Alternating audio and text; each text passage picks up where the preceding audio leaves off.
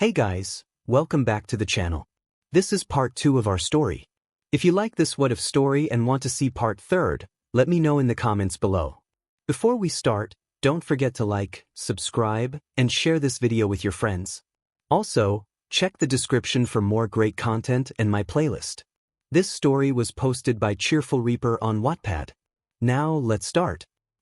After we were released from the hospital, I stopped back at 𝐒𝐮𝐸𝐿's place to pick up my things. When I arrived in the lobby, I just went right up to the penthouse, and when the doors opened, I found 𝐒𝐮𝐸 kissing the woman from the photos. His mask is actually down for once. The penthouse looks different too. The tame mats are gone, as are the weapon racks. I wait for a few seconds for the couple to notice me. When they do, 𝐒𝐿 smiles. First time I've seen his real face actually. Midoriya, you're back. 𝐒𝐿 says, smiling, who is this, honey? The woman asks, a bit confused, and I laugh. I'm Izuku Midoriya. I was 𝐒𝐿's intern. Nice to meet you. I say, sticking my hand out, 𝐒𝐮𝐬𝐸𝐵𝐺𝐸. So you're the intern who took down Stain. Don't worry, I won't tell anyone. She says, shaking my hand with a small wink. I can see why you like her. I say, shooting 𝐒𝐿 a smirk, so, why are you here? 𝐒𝐿 asks, shaking his head. I'm just here to pick up my stuff. That's all. I say, walking to the guest room and grabbing all my stuff. When I walk back out, the adults have alcohol in hand, and laughing at something. Alright, I'ma let you two loverbirds have the place to yourselves. Oh, and congratulations on the baby, by the way. And 𝐒𝐿, you better not chicken out. You know what I mean. And you better invite me too. I say as I open the elevator and step inside. Shut up. You're not getting an invitation, just for that comment.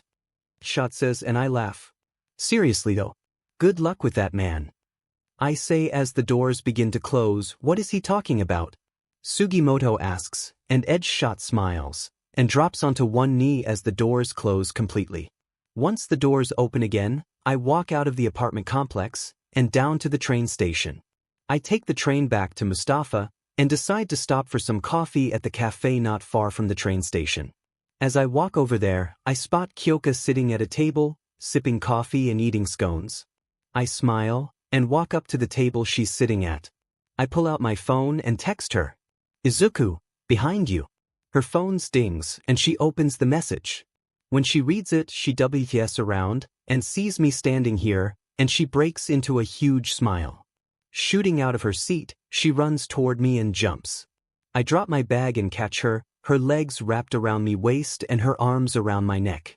I kiss her, long and slow. By the time we pull away, she's out of breath. Miss me? I laugh as she messes with my hair. Maybe a bit. She smiles, and suddenly everyone around starts clapping. We both flush and I set her down. I go inside to get coffee while 𝐒𝐿 sits back down. Well, that was slightly embarrassing. 𝐒𝐿 mumbles as I come back with coffee a few minutes later. I think it's okay. I'm fine with it after all. I say, smiling at her.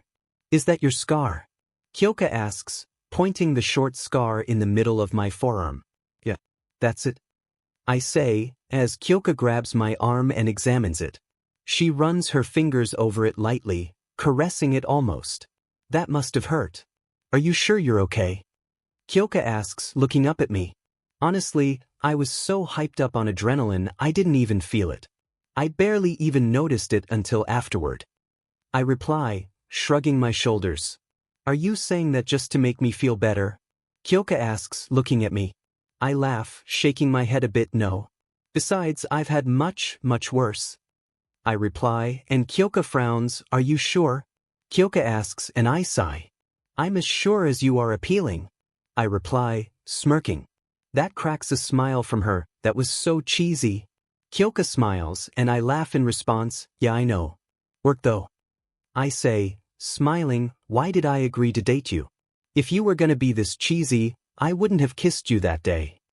𝐒𝐿 laughs, clearly joking. Excuse me, I made the first move. I kissed you, not the other way around. I reply, getting her to smile. I made the first move. I held your hand on the train ride. 𝐒𝐿 says, waving her finger at me. I grabbed your hand on the way over. Don't come at me. I say, and Kyoka shakes her head.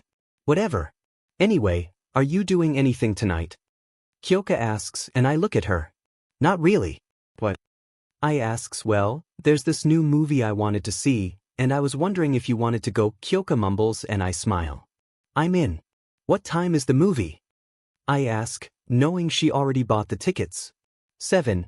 It's about a 10-minute train ride, and a 5-minute walk to the theater, so meet here at. Kyoka asks, and I nod. I'll be here. By the way, I'm paying you back for the tickets because I know you already bought them.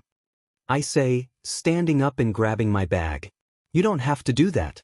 Real dash, Kyoka begins to say, before I shut her up with a kiss. Oh. I'm paying you back, and I don't care you like it or not. I say, then walk away. When I get back to my place, I walk to my bathroom and strip, shower, then walk into my room. After debating for a few minutes on what to wear, I get into a pair of black joggers, a pair of black high tops, a white shirt the 𝐒𝐮𝐦𝐸𝐷𝐶 logo on it, and a black leather jacket. I also grab the silver watch I bought at the mall, along with my Reaper necklace. I don't even bother combing my hair, 2DM in hard. I grab my phone and wallet as a precaution. I've got about 6,000 yen in cash in my wallet. I really hope it's enough, since I don't like using my debit card, since that can be traced. For the next 2 hours or so, I just wait around, reading a bit, tossing my knives back and forth between my hands. Once it gets to about 6:50, I walk down the coffee shop, and just sit down outside. At about 6:55, I spot Kyoka walking over and wow. She's wearing black short shorts, a purple and black striped t-shirt, with a black jacket over it, along with a pair of black sneakers. I can't believe how pretty she looks. Image credit to Johan Hulton on Twitter, Kyoka, you look amazing. I say, walking up and giving her a kiss on the cheek. You think so? I'm just wearing something random. Kyoka says and I smile. Well, I think you look appealing. Now, how much was the movie ticket? I ask as we walk to the train station. You're not paying me back. Kyoka says as we hop on the train and head into central Tokyo. I am. Oh. Fine. Then I'm paying for all snacks. Anything you want.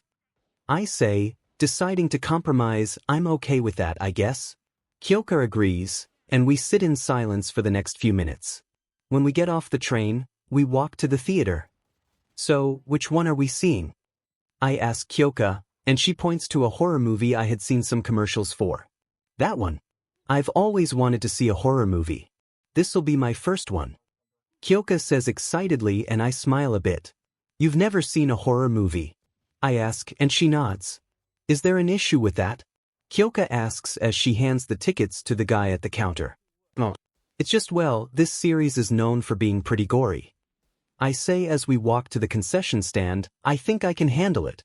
Remember you know how gory it was. Kyoka says as we grab our concession and head into the theater. I know. I was the one being covered in BLD, I say as we sit down and watch the opening credits. The movie was pretty slow in the beginning, but once things picked up, it didn't stop much. About halfway through, Kyoka was gripping my arms so tight, I thought she would draw BL'd. Why is this so scary? Kyoka murmurs, burying her head into my shoulder after a really tense scene. It's a horror movie. It's meant to be scary. I reply, as one of the main characters gets eviscerated by a chainsaw that's somehow on fire. Still, she whispers as she watches the villain menacingly stalk toward the protagonist and his friends. Just watch. I whisper back. The protagonist, using a shotgun, blows off one of the villain's arms, allowing the group to run for a little bit. If you say so, she murmurs, watching as the group discusses options. After the movie was finished, with the classic protagonist and his love interest kissing scene, we walk out of the theater and wander around downtown for a bit, finishing up our drinks and the candy we still had from the theater. That movie was way too scary. Kyoka shudders and I laugh a bit. Again, horror movie. Supposed to be scary. I say, and Kyoka punches my shoulder. I know that, but still. I'ma have nightmares. Kyoka says, shuddering. Well, I'm not sure I can help with that. I say, as Kyoka leans her head against my shoulder. In response, I put my arm around her shoulders. We walk for a few more minutes, just enjoying each other's company. Then 3 douchebags decide to be idiots. They're our age and think themselves gangsters, based on the tattoos, along with tank tops and black skinny jeans. Hey baby. You wanna ditch this loser and come hang out with us? The guy in the center with the buzz cut and the dragon tattoo on his neck asks. He's the shortest, about 5 inches shorter than me, and the other two are just a tiny bit taller. Oh. 𝐻𝐿𝐻 replies dully, getting a chuckle out of me, something funny, punk? The guy in the center snarls, cracking his knuckles. Yeah. Something is. That you think you can steal my girl from me. I reply, and the guy gets angry, I'ma kill you, how about that? The guy says, drawing a switchblade. If I had 100 yen for every person who's ever said that to me, I would be able to buy a nice house. I laugh, and the guy charges me, trying to stab me with the knife. I simply use my right hand, grab his wrist, and stop him dead in his tracks. How the hell are you doing that? The guy asks, then he notices my eyes. I'm in the second stage and my eyes are entirely black. This is how. Now, I would suggest dropping the knife and leaving before I break your wrist. I say, and the guy drops the knife. I let go of him, and he books it away from me and 𝐻𝐿𝐻, with his cronies not far behind. Did you have to do that? 𝐻𝐿𝐻 asks as I pick up the guy's knife and pocket the blade. Probably not, but I wanted to. I say, as we continue walking. Why? 𝐻𝐿𝐻 asks as we walk up the steps to the train station. Because no one messes with me, you, or Class 1A and gets away with it. Not gonna happen. I say, and 𝐻𝐿𝐻 smiles. That's good. 𝐻𝐿𝐻 says as we sit down the train, and it begins to move. 𝐻𝐿𝐻 actually falls asleep on my shoulder, and we ride like that for a while, until we're close to train station. 𝐻𝐿𝐻, you gotta wake up. I say, shaking her lightly. Are we there already? 𝐻𝐿𝐻 asks and I nod. She sits up, stretches, and we walk off the train together. I'm gonna walk you home. I say as we walk off of the train station. But I can handle myself, you know. 𝐻𝐿𝐻 whines as she stops on the sidewalk. I am aware. I just want to spend some more time with you. Is that okay? I ask and 𝐻𝐿𝐻 smiles. 𝐻𝐿𝐻 leads the way, and we walk for another 15 minutes, and we end up at a decent-sized house in a nice neighborhood. This is your place? I ask, looking at the home. Yeah. I've lived here as long as I can remember. 𝐻𝐿𝐻 says, walking up the front door. Well, good night. I say, giving her a long, slow kiss. See you tomorrow. 𝐻𝐿𝐻 says as I walk away, heading back home. By the time I arrive, it's nearly 11, so I'm tired as all hell. I walk into my room, pull off my jewelry, shirt, jacket and boots, then collapse on the bed and lay there for a few minutes. Today was good. Very good. Alright, today we're gonna see how you improved after your internships. This is Playground Gamma, and the objective is fairly simple. You are to reach me first. I will be acting as a person in need of rescuing. First one to reach me wins. All Might says, standing in front of an industrial maze of a training ground. This was our first so-called foundational hero studies class. Everyone is dressed in their costumes, and we're all looking at the hero with an air of excitement. Or most people. Mainly not me, who just looks on bored. Alright, first group. It's going to be Ida, Ojiro, Mina, 𝐒𝐻𝐻, and Midoriya. Please get ready. All Might says and I smirk a bit, making it hard. I walk up to the starting line, doing some light stretches. I think this is totally unfair. Midoriya is up against people who are great at mobility, but I haven't seen anything that would suggest his quirk can do that. Momo murmurs, almost too quiet for me to hear. I think it's gonna be 𝐒𝐻𝐻. He's got the best quirk for this. Mineta says and I smirk under my mask. I activate my quirk to the 5th level and get ready to go. All right. Begin. All Might shouts and we all take off. I sprint through the maze of pipes, leaping and ducking around, and a few minutes, I realize I don't really have an idea of where I'm supposed to go. Deciding to change that, I leap high, crashing through a pipe on the way up, and I spot All Might in the center, on top of a massive water tank. When I land on a pipe that runs close to it, I sprint on top of it, heading toward him. It appears Midoriya is in the lead, and by a long shot. Who would have guessed? I hear a distant voice shout. Might have been 𝐒𝐵𝐻𝐻, kinda hard to tell at this distance. When I arrive at where All Might is standing, he seems a bit surprised to see me there first. I deactivate my quirk and just look at him. You know, if you're gonna make it hard, might as well strap weights to my legs as well. I say, rolling my shoulders out. All Might looks very mad. Midoriya. You beat me. I didn't even see you, man. Zero says, landing next to me, kinda the point. Be to a location quickly, as well as discreetly. I say, as All Might puts on a smile. Forced, but a smile nonetheless. Everyone else arrives, and All Might gives some speech about improvement, and sends us all back. Young Midoriya. Could you stay for a second? All Might asks and I freeze. Sure. I say, as the rest of the group leaves. You are aware that the final exams are coming up, correct? All Might asks and I nod, don't tell anyone this, but the exams are fighting against teachers. Nizu asked me to provide you a proposition. He wants you to fight me solo. The rest of the class will be in pairs with a single trio. I just wanted to warn you, I will not be holding back. You will feel pain and it will not be fun. All Might says, a dangerous edge to his voice. Oh, I'm sure. But I will warn you. Just because you are the #1 hero, doesn't mean I'm gonna go easy on you. I say, flaring my power to the 5th level. Deal. I won't hold back, and neither will you. All Might says, sticking his hand out for me to shake. I don't do that to people I don't like. I say, flipping him off and jumping away. The next day, we learn about the written final exam. My God, how are we going to pass? Mina asks, looking ready to pull her hair out.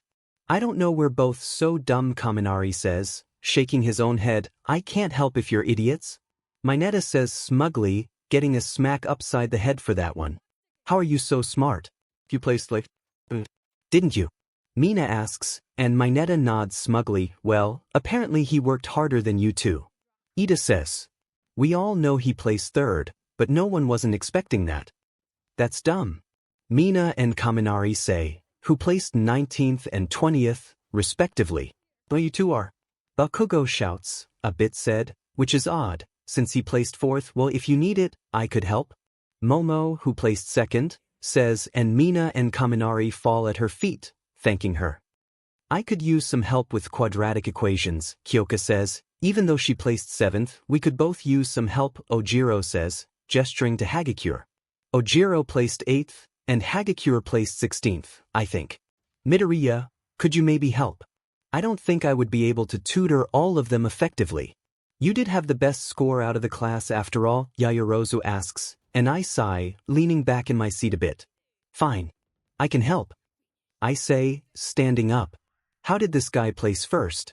He doesn't seem like a nerd at all. Bakugo snarls, pointing a thumb at me. I'm military, dipshit. I had to be smart, considering I had to able to execute complex military movements and drills. I reply, glaring at Bakugo. Well then, how about we come over to my house and we can all study there? Yaoyorozu says, and the group nods. I just shrug, since I don't really care where we meet. But we'll meet every day for the rest of the week until the exam. Yaoyorozu says and gives us all her address. I recognize the area it's in, which is a fairly wealthy area. That afternoon, after classes, I go home and change quickly, just into a pair of dark jeans and black shirt with the Bon Jovi logo on it, then go meet Kyoka at the cafe, grab some coffee, then head to Yaoyorozu's house. Everyone else arrives a few seconds after we do, and for a bit we just stare at the impressive stone house, framed by a brick fence and a massive metal gate. God, I knew she was rich, but not this rich, Mina says, and I laugh a tiny bit. I kinda knew. Her last name is Yaoyorozu, which is a fairly predominant family in Japan. However, I didn't expect her to be from the Mainly family. I say, causing Mina to look at me, are you guys here? Come on in. Yaoyorozu says, and the gates swing inward. We walk up to the door of the house, which is opened by a butler wearing a tuxedo. He notices me first, and wrinkles his nose a bit. I keep my face neutral, but on the inside I'm smirking. You must be the Mrs. Friends. She wants you guys in the second dining hall, if you would please follow me. The man says in a fake cheery tone. We follow him down a large corridor, and into a massive room, nearly 50 feet long with 20-foot ceilings. Who needs a room this big? Kaminari asks after the butler leaves. This family. I reply, leaning back in one of the chairs. I mean, this room is bigger than half of my home, and this is the second dining room. How big is the first one? Mina asks, looking around the place. Probably bigger. I respond, you guys ready to study? Yaoyorozu says, walking in with a tray filled with tea, scones, and other confections. Yep. I say, grabbing a scone after they're set on the table and tearing a bite out of it. Midoriya, why aren't you in your uniform? Yaoyorozu asks as I take a sip of my coffee. I changed. I reply simply, finishing off the scone. Yes, but what? Yaoyorozu asks, as the rest of the study group breaks out their textbooks. I wanted to. Plus, this is much more comfy. I smile, gesturing to my shirt. I think you're cuter like that, anyway. Kyoka says, poking my cheek. Actually, I thought your butler's reaction was kind of funny. He wrinkled his nose me. I laugh, taking another sip of my coffee. Oh, don't mind him. He's always like that. He got used to Jiro after she came over a few times, but I've never had boys over who dress casually like you do. Yaoyorozu says, waving her hand. Well, let's get started. Mina says, clapping her hands. Over the next 3 days, me and Yaoyorozu help out the study group, helping with their weakness and improving their strengths. Yaoyorozu's butler got more used to me, and I even got a nod out of him. On the last day, everyone said that they were prepared. During the week at the school, we were all sitting down for lunch, and Monoma decided to be in butt. I was eating some katsudon, when Monoma bumped his tray into my head. Oh, sorry, didn't see you there. Monoma says, and I get ready to shoot out of my seat, but Kyoka holds me down. You know, after this whole stain thing with you 3 blockheads, your class is only getting more famous. I think it's time class 1B got some spotlight, right? I mean, come on. We can't have you being the only famous class, right? Monoma asks, pointing to me, Todoroki and Ida. You know, Monoma, you talk a lot of SHT for someone whose power relies completely on others. I snarl, feeling set off. But before I could anything, Kendo, the girl with orange hair, comes up and karate chops him in the back on the neck. He starts to fall, but Kendo catches him. I'm sorry about him. He won't let it go. You guys beating class 1B in the sports festival. Good luck in the final exams. Kendo says, walking away, dragging Monoma with her. Well, that was odd, Kyoka says as I smile a bit. It was still good. I say, tearing into my katsudon. The day of the final exams is here. We take the written exam all morning, and after lunch, we get changed and walk out to some random battlefield, modeled to look like a town. I think I did good on the written exam. It's all thanks to you too. Mina says, hugging Momo and giving me a fist bump. Nah, you actually put in the work, we just helped. I say, waving her praise away. All right, everyone get over here. Aizawa shouts, and we walk over to him, only to find him flanked on either side by teachers. Why are the other teachers here? Mina asks, and suddenly, Nizu pops out from Aizawa's scarf. Simple. You are going to fight us for the final exam. Nizu proclaims, then goes on to explain that since we are a battle-hardened class, they thought it appropriate for us to fight the teachers.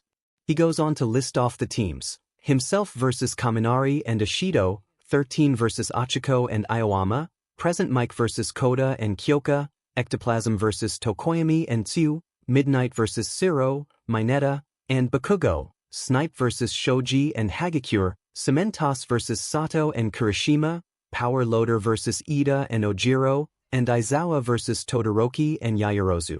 Wait, then who is Midoriya fighting? Kyoka asks, and a chuckle sounds out from the building behind us. Why, me of course. All Might says, jumping down in front the class. Alone. The entire class asks as I crack my knuckles. Of course. Midoriya is in a class all to himself, and you all know that. So, we're having him fight by himself. Nizu says as All Might looks at me with a smile. Now, of course, all of the teachers will be wearing weights to provide a handy dash, Nizu begins, but I cut him off. Not necessary. I'll fight him at full strength. I say, and All Might eyes get a dangerous glow. Are you sure about that, young Midoriya? All Might asks, looking at me. As sure as I can be. I say, rolling my neck out. So be it. All students, head to your zones. The rules are pretty simple. Either slap these cuffs on the teacher, or escape through a gate at the far end of the training ground. 𝐒𝐮𝐦𝐦𝐚𝐫𝐲 says as the group disperses. I wait just outside the gate and wait for the exam to start, and when it does, I simply walk down the main road for a bit, not even bothering with stealth. Within a few seconds, All Might slams into the ground in front of me and looks up, a malicious stare in his eyes. I am a villain, and I am here to destroy you, hero. All Might shouts as I activate my 5th stage. I invite you to try. I say as All Might explodes forward. Detriot smash. All Might shouts, swinging a powerful hook at my head. I dodge the blow and counter with a kick to the left ribs, sending him through a set of buildings. You're gonna have to try harder than that, old man. I shout as I walk toward him. All Might gets up and jumps toward me, getting to hit me with a low uppercut. Texas and All Might shouts, but I cut him off with a knee to the face, followed by me grabbing his massive shoulders and throwing him several blocks. You know, shouting out attacks before you even do so is a bit idiotic, don't you think? I ask, walking over to All Might, who had gotten up and is facing me with an interesting expression. He's angry. Very angry. You're not gonna last much longer. Delaware smash. All Might shouts, shooting toward me. He throws a powerful cross, aimed at my face. I throw up my hand, and when his hand hits mine, an explosion rings out. Meanwhile, in the control room, my God. Is that kid okay? Recovery Girl asks, talking to no one but herself. All Might had just hit Midoriya full force, and didn't look like Midoriya tried to dodge. The dust billowed up the explosion makes it almost impossible to see what had happened. It takes several seconds for the dust to clear, and when it does, Recovery Girl doesn't believe her eyes. All Might is standing, his fist inches from Midoriya's face. But the Green Eat is holding his fist entirely still. On the field, how did you do that, young Midoriya? All Might asks, looking at me with a shocked expression. I just shake my head and smile. I've been holding on to his massive fist for a while now, and he can't seem to break free, nor has he tried to counter. Simple. I'm just that strong. I reply, then force his wrist backwards and down. He falls onto one knee, and I wrap his arm behind his back and put him in cuffs. Midoriya has passed. I hear a voice shout. It sounds like 𝐒𝐮𝐦𝐦𝐚𝐫𝐲. I drop my quirk and sight DMN. That was too quick. I say, walking toward the exit, pulling off my helmet and shaking my hair. You beat me, no one has ever done that, All Might says as I walk away, first time for everything. I say, heading toward the control room. When I arrive, Recovery Girl checks me over, looking for injuries. You're unharmed. Impressive. You beat All Might in a fight of power, and doing so by yourself is incredibly impressive. Recovery Girl says, but I'm barely listening. I'm looking for 𝐒𝐻𝐻's fight, and I finally find in the bottom left corner. I watch and try to figure what's going on. I know they're up against Present Mike, and for both Coda and 𝐒𝐻𝐻, it's gonna be a hard fight. Both of their quirks are hearing-based, and both with Present Mic's incredibly loud sound, it's gonna be interesting. I watch as 𝐒𝐻𝐻 and Coda struggle to even get close to Present Mike, and about halfway through, 𝐒𝐻𝐻 falls to her knees, her ears bleeding. I clench my fists so tight, I can feel pain even through my gloves. She shouts at Coda, who seems to steel himself against something. The camera then switches to Present Mike. I watch as dozens of insects begin to crawl up his legs, and he freaks out, passing out from what appears to be a panic attack. Coda then picks up 𝐒𝐻𝐻, bridal style, and carries her out of the gate. I smile, knowing they've both passed. You care for her, don't you? Recovery Girl asks as I watch 𝐒𝐻𝐻 getting loaded onto a stretcher by nurse bots. That obvious, huh? I ask, a small smile on my face only to the truly observant. Recovery Girl replies, a playful tone to her voice. But I do care for her. She's the first person I think I've ever truly loved, save my parents. My life was not an easy one. A lot of expectation move on a small kid that many wouldn't expect from adults. But I fulfilled them. I lost parts of myself, more metaphorically than literally, out on missions. I've done things that could easily land me in prison for the rest of my life. But I made it out the other side. And I met her. Maybe my life can change. I say, and recovery girl puts her hand on my shoulder. You saving those kids at USJ forever altered the course your life is going to take. Even I can tell that you've changed in these past months. When I first saw the footage of USJ, I was shocked. You were ruthless and killed without restraint or thought. But now, I've seen the caring side of you. You brought out Todoroki's full power and showed how caring you can be.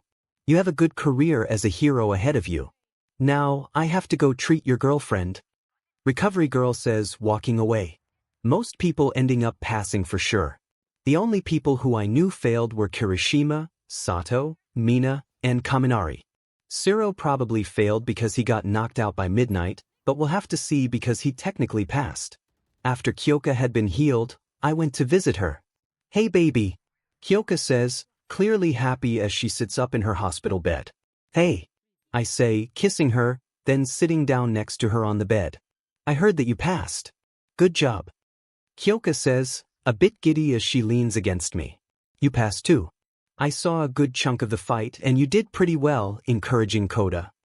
I say, and Kyoka blushes a bit. Well, maybe, but Koda did most of the work, Kyoka says, a tiny smile on her face. Well, in my experience, encouraging someone to do something they need to win is a noble thing. Encouragement is something everyone needs, especially in one's darkest hour, or facing a fear. I say, and Kyoka laughs, Koda is scared of bugs. I had to convince him to send those bugs to present Mike, Kyoka explains, and I smile. Well, there you go. You indirectly got your team the win. Everyone else has passed, save Mina, Kaminari, Kirishima, Sato, and probably Zero. I say, and Kyoka nods, a bit somberly. I wonder what that means for them. Kyoka wonders, and I shrug. Well, if they pass the written final, they should be fine, grade-wise. Who knows? After all, we could have something in the future they can't participate in. I say, and Kyoka shrugs. I suppose we'll have to see, huh? Kyoka smiles and I nod. We find out the next day who failed. I was correct, with Kirishima, Mina, Sato, Kaminari, and Zero having failed the practical exam, but they all passed the written exam, so they were fine. After we left class, I got pulled aside by Nizu, who told me something interesting. Are you aware of the I-Island festival that's happening? Nizu asks me and I nod. I've heard of it. What? I ask, looking at him. You've been invited. Both the winner and the runner-up have been invited to the pre-opening of the expo. Bakugo is already aware, but I needed to tell you as well. You do have a +1, so I suggest you tell someone. Nizu says and I nod. Well, I know who I'm taking. It's so neat. Kyoka says, looking at the artificial island below us. We're sitting on a plane, which is currently circling around the island, waiting to get clearance to land. It's kinda packed at the moment, with the wait for iExpo going down. You've said that 14 times in the past 30 minutes, Kyoka. I say, stretching my arm, you've been counting? She asks, a bit shocked yet. I started counting after the first few times, so my numbers may be slightly off. I reply and, she sighs. You know, you really are something else. You're not even impressed by this island. She says, gesturing out the window, I've been here before. It's neat, don't get me wrong, but when you've already seen it, its glamour fades just a bit. I say, and she gives me an odd look. Why did you come here? She asks, and I shrug. I got permission to look at the last iExpo. They were presenting a new kind of military suit, which I got to test. It was cool, but way too expensive. $8 million for a single unit. I say, and she whistles. Isn't that like 300 million yen? Kyoka asks, and I nod. Way too expensive. Even for Black Ops. I say, and she nods. That kinda makes sense. Do they have good food? Kyoka asks as I chuckle a bit. Yeah, they do. Some of the best I've had, at least. Mind you, I was military for a good chunk of my life, so my standards might be a bit low. I say, and Kyoka giggles, well, you certainly have good taste in women. Kyoka says, leaning her head against my shoulder. I like to think so. I say, putting my arm around her shoulder. We stay like that for a few minutes, just enjoying one another's comfort. This is your pilot speaking. We will be landing shortly. Thank you for bearing with us. The pilot's voice come over the speakers. Wait, what is landing like? Kyoka asks and I shrug. Not bad. A bit bumpy, but not too bad. Should be fine. Although, I've never been in a plane that's landed on a runway that's in the middle of the ocean. This is the first time you've ever been a plane, right? I ask, and she nods. The takeoff was a bit scary, but the actual flight was fine. She says, and I chuckle a bit scary. You dug so hard into my arm, I thought I was going to start bleeding. I reply, rubbing my arm. That hurt? Oh come on, it was not that bad. She says, and I scoff, yes it was. You have a strong grip and kinda sharp nails. If you had nails like Mina, I would scars. I reply, shivering at the thought. While Kyoka has fairly short nails, claiming it was too annoying to trim them otherwise, Mina's nails were quite a bit longer and also sharper. That needs some stitches. That would not be fun. I agree. Do you think anyone else is gonna be there? Kyoka asks, and I shrug. I know Bakugo is going, though I don't know who he's bringing for his plus. I suspect Todoroki, Ida, as well as Yaoyorozu received invitations, based on their families. Whether or not they bring anyone is up to debate. Other than that, I have no idea.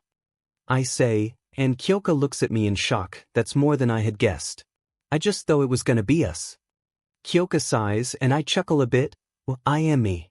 I always think way too much. When I was younger, I used to mutter a lot. I kicked the habit, however. I say, and Kyoka giggles. That must have been a sight. Kyoka says, and I sigh. I could mutter so fast. My mentor compared to some famous American rapper called Eminem. Apparently the guy could speak really fast. He set a few world records back in the day. My mentor said the way I spoke reminded him of two songs, Rap God and Godzilla. I've never heard them, but apparently he set world records on both of those songs. I say, and Kyoka laughs. That sounds really funny. Did your mentor ever record you? Kyoka asks, and I shrug. Honestly, I have no idea. He didn't do stuff like that all that often. I say, and then the seatbelt light flicks on. We're descending. I say, looking out the window. Oh God, Kyoko mutters, grabbing my arm. Well, if my arm, that really hurt. I say as we walk off the plane, rubbing my arm. Kyoka had grabbed my arm while we were landing, nearly drawing BLD. I'm sorry. That was just so scary. Kyoka says, and I laugh. Try landing a plane that's on fire without landing gear, under enemy gunfire, at night, in a forest, in Siberia, during the winter. That is scary. I say, and Kyoka shudders. Nope. Also, what were you doing Siberia, of all places? She asks, and I shrug. Long story involving drag dealers, multiple bears, and the bratva. I'll tell you some other time. I say, as we walk out of the airport. So where to now? Kyoka asks, and I shrug. Our hotel, I guess. We'll drop our stuff off, then head out into the expo. I say, and then I hear a shout. It's All Might. Someone shouts, and I turn around. Behind us is indeed All Might, standing is all of his glory, I guess. Hold on for a second. I say, and she wraps her around my neck and legs around my torso. Grabbing both of our suitcases, I activate my third stage, then leap into the air. Dodging the incoming crowd. I land a few 100 feet away, on some random set of stairs. Well, that was easier than I expected. I say, and then I hear something odd. Sounds like a pogo stick. Turning in the direction of the sound, I see a blonde girl jumping toward us on a massive pogo stick. Okay, what is that? Kyoka says as she lets go of and I hand her suitcase to her. A girl on a pogo stick? I reply, watching as she bounces toward us. As she gets closer, she seems to hit something, and loses control of the pogo stick. I run forward, and catch her before she can fall, and prop her up in a split second. You okay? I ask, as Kyoka rushes over. Yeah. Thank you. Wait, I've seen you two somewhere. You guys are the age students who hugged at the sports festival, right? I'm Melissa Shield, nice to meet you. She says, sticking a hand out. Kyoka takes it first, and I shake it second. After we introduce ourselves, Kyoka asks a question. So, do you live here? Melissa nods. Yeah. My dad is a scientist and he works here on the island, so I live here as well. Are you guys here for the Expo? Melissa asks, and I nod. Yeah, I got invited because I was the winner of the sports festival. 𝐒𝐿𝐵 is my plus, I say, putting an arm around her. So, you two are dating? Melissa asks, and I chuckle, that obvious. But yeah, we are. I say, and Melissa nods. You two are cute together. By the way, do you know All Might? She asks, and 𝐒𝐿𝐵 nods. Yeah. He's one of our teachers. This guy beat him in our entrance exam, by himself, nonetheless. 𝐒𝐿𝐵 says, and I wave the praise away, while Melissa's jaw drops. You beat Uncle Might. How strong is your quirk? She asks. I raise an eyebrow at the nickname. I can show you if you want. I say, and 𝐒𝐿𝐵 looks at me like I'm insane. You can't use it. We're in public, remember? 𝐒𝐿𝐵 says, and before I can answer, Melissa does. Here on Island, you can use your quirk whenever, as long as you don't use it for villainous purposes. But then again, that's why we have our security system, which is on par with the security system at Tartarus prison. Melissa says, clearly proud, beat me to it. Anyway, my quirk is called Reaper's Vessel. And well, I say, then jump directly into the 5th stage. Whoa. Is that all it does? She asks, and I shake my head no. This is the 5th stage, by far the most powerful. There are 4 stages before this. I can also create and control black fire, which allows me to burn what I want and not burn what I don't. But anyway, that's my quirk. I say, and Melissa nod. What's your quirk, 𝐼𝐻? Melissa asks, earphone jack. I can use my earlobes to listen in on things, or project incredibly powerful sound waves by using my heartbeat. Do you have a quirk? 𝐼𝐻 asks, and Melissa shakes her head. Nope. But that's why I'm at Island Academy. I'm going to become a scientist, like my father. I'm a 3rd year, so I'm almost. She says, and I hear someone clear their throat behind us. Melissa, is that you? All Might asks, and I feel my body tense up. Turning around, I see the 7-foot-tall symbol of peace looking at me. He has a smile on his face, which is fairly common. What isn't common is the lipstick marks all his face, and even his neck. Uncle Might. Melissa shouts, running up to him. Uncle Might. You've grown so much, Melissa. Have you gotten heavier? He asks, genuine joy on his face. Stop it, she says, giggling a bit. I don't think so. How's Dave doing? He asks, and Melissa smiles. He actually doesn't know you're here. I brought you here as a surprise. He just had a major breakthrough. Melissa says, as All Might sets her down. Well, we'll let you two catch up. We've got to get to our hotel. I say, starting to walk away, but I hear the press of an electronic button, indicated by a quiet ding. A wide floating robot rolls up and opens, revealing a spacious interior compartment. Put your bags in those. They can take them to the hotel you're staying in. I want you two to meet my father. I'm sure he would love to see your quirk, Midoriya. Melissa says, and I give 𝐒𝐿𝐵 a look. She just shrugs. I put my backpack in, but before I put my suitcase in, I open it and pull out my M9 and 4 full magazines, then put them at my belt. I keep the pistol out for now. Young Midoriya, why do you have a gun? All Might asks as I slide a mag into the magwell and flick the safety on. I slide into a quick-draw holster that is concealed in my jeans. Because I wasn't entirely sure if I would be able to use my quirk because of how destructive it is, and I wanted a way to protect myself should I need to. Plus, it's a force of habit by this point. I say as I type in a location on the robot. It speeds off, heading to our hotel. What do you mean, force of habit? Melissa asks, walking up to me. Very, very long story involving guns, military training, and a few hundred dead soldiers of various ages, countries, and quirks. I also don't care to explain most of the time. I say, and Melissa gives 𝐒𝐿𝐵 an odd look. She just shrugs. Well, anyway, let's go meet my father. Melissa says, pointing in a seemingly random direction. She's working hard at the academy. I hear a male voice say from the other side of the door. We're currently in a large scientific facility, several stories above ground. Melissa seems to take as her cue to enter, like father, like daughter, I suppose. Melissa says, walking in, after making a motion for us to wait. Melissa, what are you doing here? The voice I assume to be her father asks, well, to celebrate you making that breakthrough in your research, I brought an old friend, Melissa says, and All Might rushes into the room. I am brimming with emotion for our reunion. All Might exclaims on the other side of the door, and I chuckle a bit at his antics. Are you happy, Dad? Melissa asks as I open the door and walk in. Other than All Might and Melissa, there's two men inside the room. One is a more rotund man, staring in shock at All Might, and the other is well-built man, who's also looking at All Might, still with shock, but also nostalgia. Just a bit shocked is all. The man says, and I continue to look at him. Something clicks. David Shield. Long time no see. I say, and Kyoka gives me an odd look. Mr. Shield turns to look at me, and after a second, recognizes me, Izuku Midoriya. I didn't expect to see you here. The man says with a tone of slight shock, here I am. By the way, that exosuit you made. Kinda broke it. Worked like a charm until it took 50 calories the shoulder joint. I say, and Mr. Shield facepalms, I knew it was weaker than the rest of the suit, but not that weak. Ugh.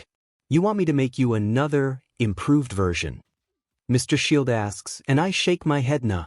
I'm good. Way too expensive anyway. I say, and then Melissa speaks up, you two know each other? She asks, and I nod. He's done a few support for me over the years. I reply, and suddenly Mr. Shield speaks up, you know, Melissa, why don't you show Midoriya and his friend around the expo? I need to talk to All Might alone. Let's go, you two. You're gonna want to see this. Melissa says, walking out of the room. Kyoka and I follow her. This is gonna be interesting, so, you're Black Ops? Melissa asks, as we walk through the expo, something like that. Yes? I reply, dodging a random prop. Sometimes, being tall can be annoying. But you're also a student? She notes, as make it a slightly more open area. Not by choice. I reply, and Kyoko looks at me oddly. Not by choice. She asks, well, I was kind of forced into the whole students thing. I reply, dodging yet another prop. I have half a mind to dump a few rounds into the next thing that comes close to bashing my head in. So, you don't really want to be at you? Kyoka asks, trying to keep her voice calm. But she's sad. Never said that. I just said I was forced into it. I honestly don't think at this point I could leave. I would feel like too much of an but. Besides, someone has to put up with your attitude. I reply teasingly, patting the top of her head. She pouts and lightly punches me in the ribs. You two are too cute, Melissa says, and I snort, she's the only cute one here. I reply, and Kyoka frowns, then punches me again. Will you stop doing that?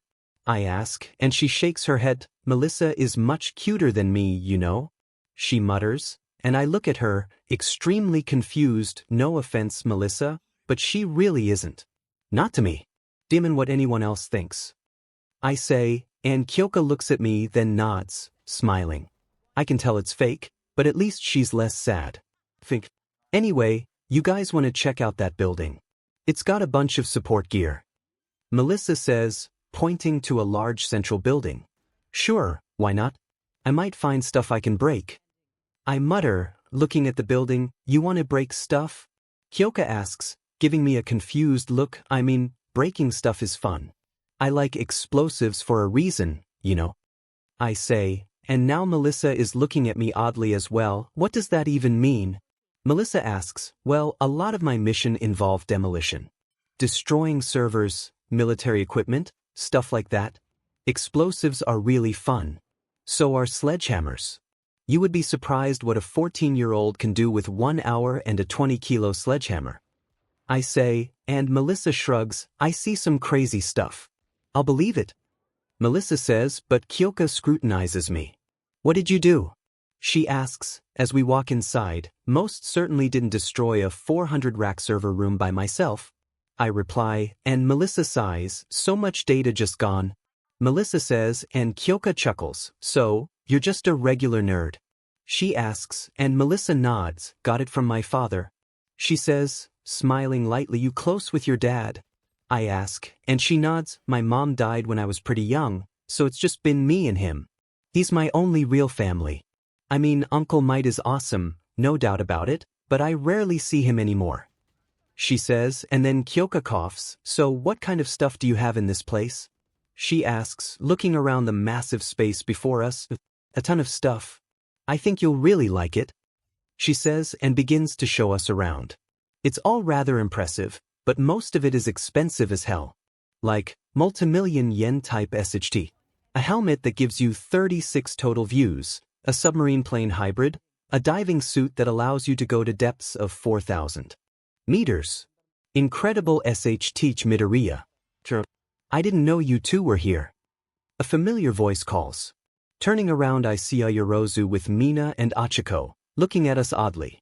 Well, I did win the sports festival. I say, shrugging, you had an extra ticket? Mina asks, and I nod. I think Bakugo had one as well, but I don't know who he brought. I shrug, so who's the girl? Mina asks, and Melissa answers before I can. Melissa Shield. Nice to meet you guys. You three are also from UA, right? She asks, and Achiko nod, we're Midoriya's classmates. She says, and Melissa then begins to talk to the trio. You know she's pretty? Kyoka says, leaning her head against my shoulder, I don't care. I reply, and she gives me an odd look. What do you mean, you don't care? She asks, I mean I don't care. You're the only girl I care about. I say, and she sighs, if you say so. She mutters, and I put my arm around her shoulders. Something's been bothering you. What is it? I ask, looking at her. Nothing. She lies, quick to the punch. Do you not trust me? I ask, but before she can answer, Melissa speaks to us. Hey, lovebirds. I know a pretty good cafe right around here, if you want to come. She asks, and I look at Kyoka, shrugging. As long as they have good coffee, I'm down. I reply, and Kyoka nods. Scones. I want some scones. She mutters, and I smirk. They got scones? I ask, and Melissa nod. Some of the best on the island. She says, and Kyoka smiles. Sure. Let's go. She says, and I smile, but whatever is up with her, it's bothering her a lot. At the cafe, Kyoka sits with the other girls as I sip from a cup of coffee made from Death Wish coffee beans. Strong. I sip the bark brew, listening to some 𝐒𝐮𝐦𝐸𝐷𝐶. Back in Black, specifically. While I listen to the song, I think about what's going on with Kyoka. It really only started when we got here. No, after we met Melissa. I saved her, and ever since then she's been off. Is she jealous? Is she scared Melissa is gonna be competition? I mean, don't get me wrong, Melissa is appealing. She's certainly got dozens of guys and probably girls as well who want to date her. But honestly, she's not my type. Plus, she's older than me.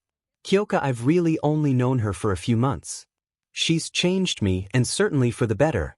I'm a lot less cold, a lot less harsh than I was. I'm a work in progress, I suppose. But what's up with her? As I set my coffee down, I hear a voice behind, and then I get slapped in the back of the head, hard. Ripping off my headphones, I see Kaminari laughing his butt off with Mineta standing beside him. Ike the cut, gee, Kaminari says, and sigh, oh, F off, you son of a beach. I snarl, then rub the back of my head. Anyway, who's the hot chick? Kaminari asks, leaning in toward me. My girlfriend, but? I reply, and Mineta sighs, not Jiro, dude. The blonde. Who is that foreign goddess? He asks, you realize she speaks Japanese, right? I ask, and Kaminari shrugs, I'm not trying to hide it. He replies, smirking, maybe you should be. I'm flattered, but too old for you too. Sorry. Melissa says, and Kaminari sighs, so it shall be. He mutters, so, the F are you idiots doing here? I ask, and Kaminari gestures around the cafe. There was an offer to work here. Me and Mineta took it. A chance to make some money, meet some cute girls, and see the iExpo. 3-in-1 deal. He says, and I sigh. 2 of those things are at least somewhat productive, I guess. I mutter, but they are not being productive. Ida shouts, screeching to a halt right next to us, another one of your classmates? Melissa asks, looking at the bluette. Indeed. I am Tenya Ida. Pleasure to meet you. Ida says, bowing slightly. Melissa Shield. Just call me Melissa. Melissa nods, so, I take it you got invited here, cause of your family? I ask, and Ida nods, no one else was able to make it, so I chose to go to represent my family? Ida says, and I nod, then take another sip of my coffee. OSHT. I finished it, Midoriya. Didn't you order the Death Wish coffee? 𝐒𝐮𝐦𝐦𝐚𝐫𝐲 says as I look at my empty cup. Your point? I ask, standing up, doesn't that over 50 milligrams of caffeine per ounce? He asks, and I nod, yes, it does. I'm gonna go get another one. I say, and then go do just that. Minutes later, we're walking around again, and we suddenly hear an explosion. Looking toward the sound, I spot an arena of some kind. 15 seconds. We have a new first place. A female announcer shouts as we walk inside and see 𝐒𝐲𝐸 standing at the starting place, looking over at the destroyed robots. Good job, you son of a beach. I call down, and 𝐒𝐲𝐸 turns around, then frowns. The hell did you just call me? 𝐒𝐲𝐸 shouts, leaping up to the railing, nearly making me spill my coffee. A son of a beach. I reply, and he narrows his eyes, then nods. My mom is a bit of a beach. I'll let it slide this time. He says, nodding. Oh good? I say, sarcastically, another classmate? Melissa asks, and 𝐒𝐲𝐸 looks at her. Who's the blonde girl with the tips? 𝐒𝐲𝐸 asks, and I sigh. He subsequently gets berated by Ida, who 𝐒𝐲𝐸 simply shouts back at him, is he always like this? Melissa asks, flushing slightly, you're gonna get a nickname at some point, and it will never change. Ever. I say, and we hear the announcer say something again. 33 seconds. That puts this red-headed competitor in 8th overall. The announcer says, and I look around the still arguing 𝐒𝐲𝐸 at the competitor. Kirishima, so, you brought Kirishima? I ask, and 𝐒𝐲𝐸 nods. Well, Shitty Hair wanted to go, and you cannot refuse that guy, no matter what. 𝐒𝐲𝐸 sighs, and I nod. 2F pure. Say, you think I can beat your time? I ask, cracking my neck. No way in hell. 𝐒𝐲𝐸 says, and I chuckle. Hold my coffee and watch this. I say, handing Ida my coffee. Famous last words. 𝐒𝐲𝐸 mutters, and I chuckle, then hop the railing, rolling into a landing. I walk up to the starting zone, cracking my knuckles. You might want to hold on. I say to the announcer, crouching down as the timer starts up. What do you mean? The girl says, but as the timer hits 0, I flare up to the 4th stage and leap towards the robots, leaping from robot to robot like some kind of homicidal grasshopper. By the time I finish, the crowd is shocked. A record time of 11 seconds has been set. First place. The announcer says, and I smirk slightly.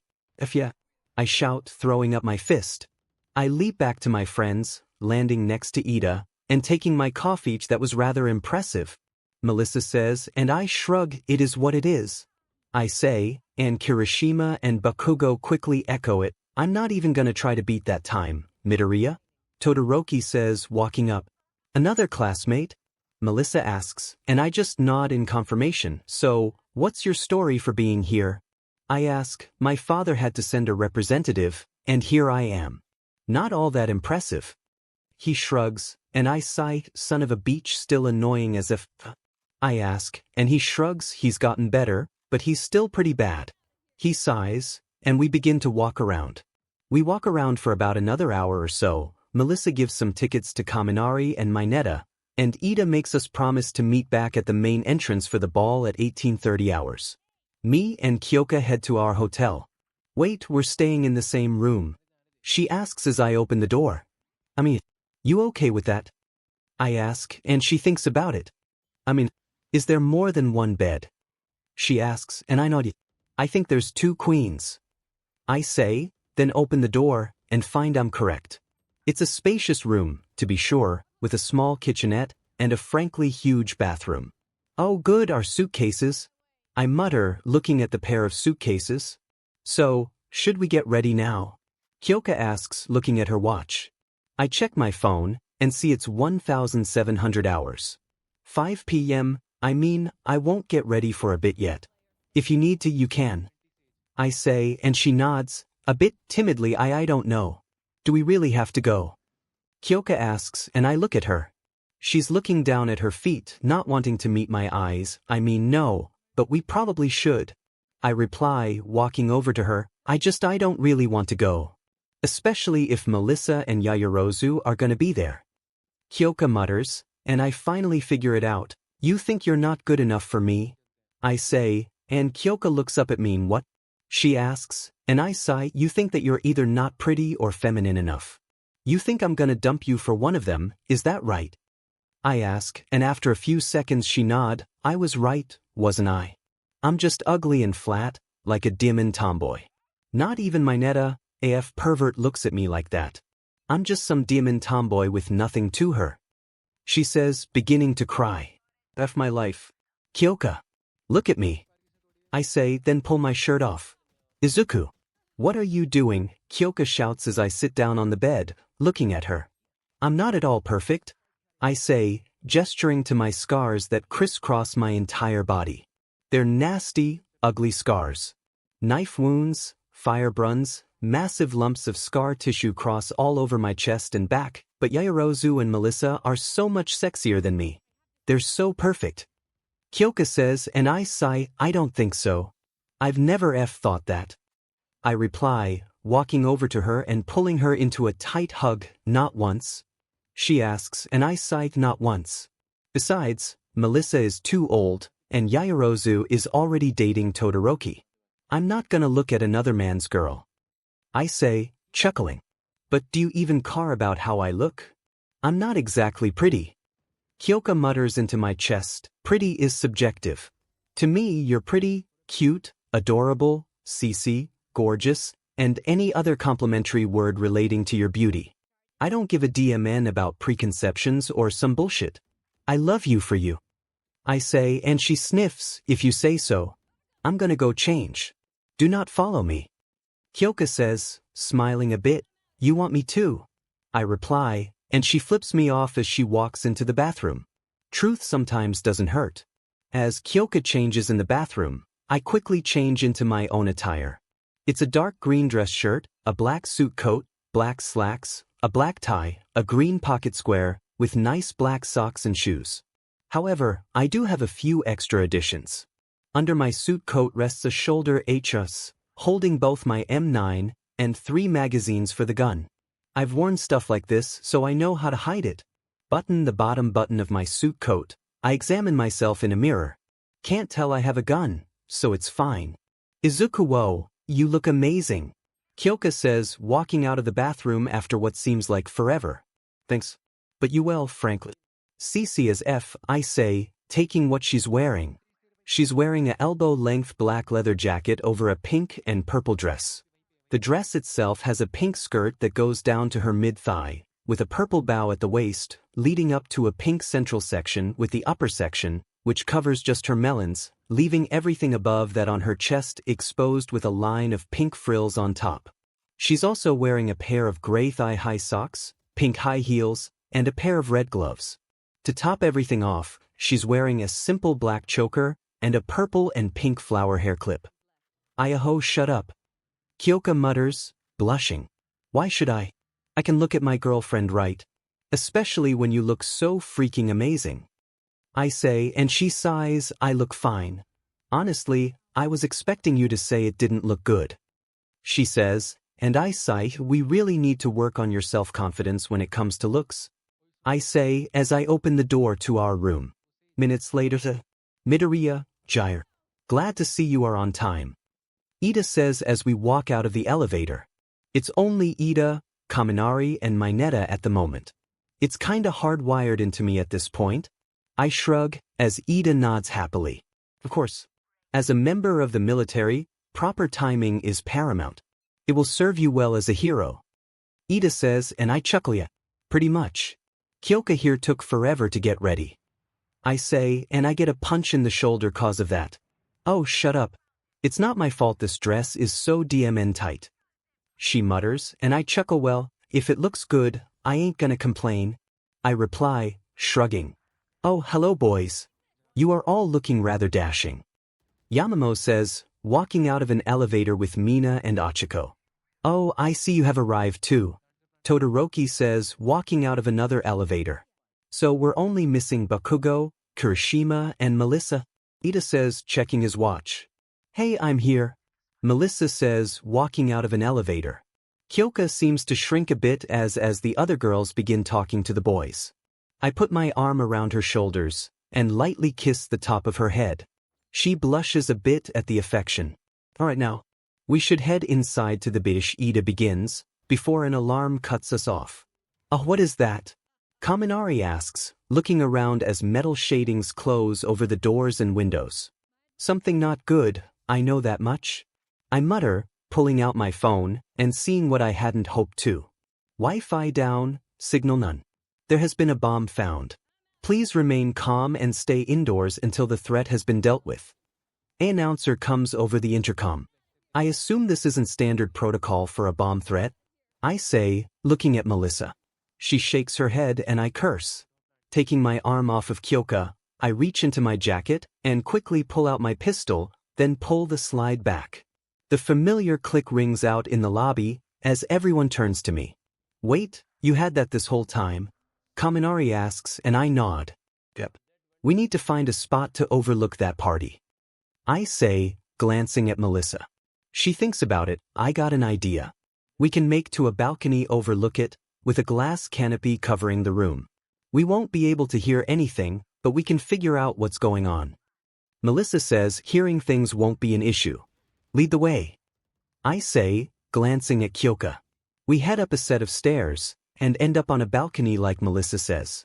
Looking over the edge, trying not to be spotted, what I see makes my BLD run colder than ice. Every pro hero in the room is trapped with blue, rope-like restraining devices. Even All Might. That speaks to how strong those things are. There are also several armed men.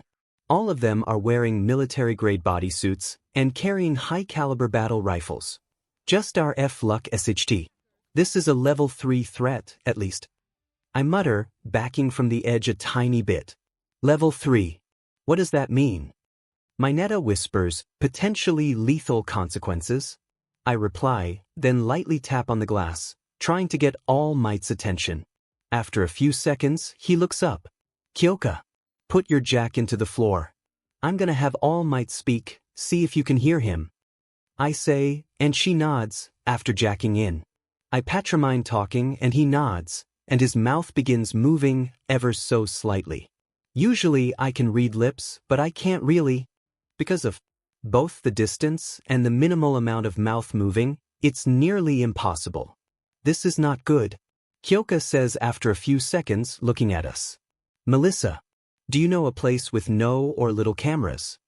I ask, and she nods minutes later, so basically, we're F, Kaminari says as we all sit, or in my case, stand, in a service stairwell. Yes and no. We have no reinforcements until we can free the heroes. That being said, we are heroes in training. We can use our quirks here, so if we fight, which I plan to, we can probably cause enough of a ruckus to allow the pros to escape. I say, calmly flipping the safety on my gun on and off repeatedly. So what are our options, realistically? Todoroki asks from his position next to Yaoyorozu on the floor. She's leaning her head on his shoulder, which Todoroki merely takes in stride, fight, surrender, or do nothing. That's about it. Or try to get out of here. Melissa states, before I could say anything, I want to do nothing. Mineta says, and I ignore him, Ishido. I ask, looking at the pink-skinned girl, who's leaning on the wall fight. After USJ and everything that I've gone through, I see no point in backing down. Mina says, and I nod Kaminari. That's same. I'm fighting. I'm not gonna do nothing when we can help. Kaminari says, and Ida nods vigorously, I agree. We are hero in training, so we should do everything we can to help. Todoroki. Yaoyorozu. I ask, and they both nod we'll fight. The Seikyoka? I ask, looking at my girlfriend, who's currently playing with a lock of my hair. If you're fighting, so am I. I'm not letting you do something stupid without me being there. She says, and I chuckle glad to hear it. Melissa. I ask, and she nod, I may not be able to fight, but I can help. I know this place inside and out. She says, and we all turn to look at Uraraka, who simply nods. That leaves you, Mineta. You gonna be the odd one out. I ask, looking at the small purple boy I find. I'll go with you psychos. He says, and I nod even. You guys all good with me assuming operational command? I ask, and everyone nods after a second. Sorry. Melissa, I assume the quickest way up is the stairs. I ask, and she nods. If the elevators are locked down, we'll probably have to smash our way through the doors, but it should be fine. Melissa says, and I nod. How many floors? I ask, she says, and Minetta groans. Geez, he mutters, and I think about it, 200 floors. Should take us if we go a moderate pace. Maybe an hour and a half. I say, cracking my neck. You're crazy. You want us to climb 200 floors? Minetta asks, yes. But this is easier. Would you prefer climbing up the elevator cables like monkeys? I ask, and Minetta, wisely, shuts up. But we need to move now. You and I will hold point. Kaminari, Todoroki, Yaoyorozu, you hold the rear. Mina, Uraraka, Melissa, and Minetta, you'll be the central group.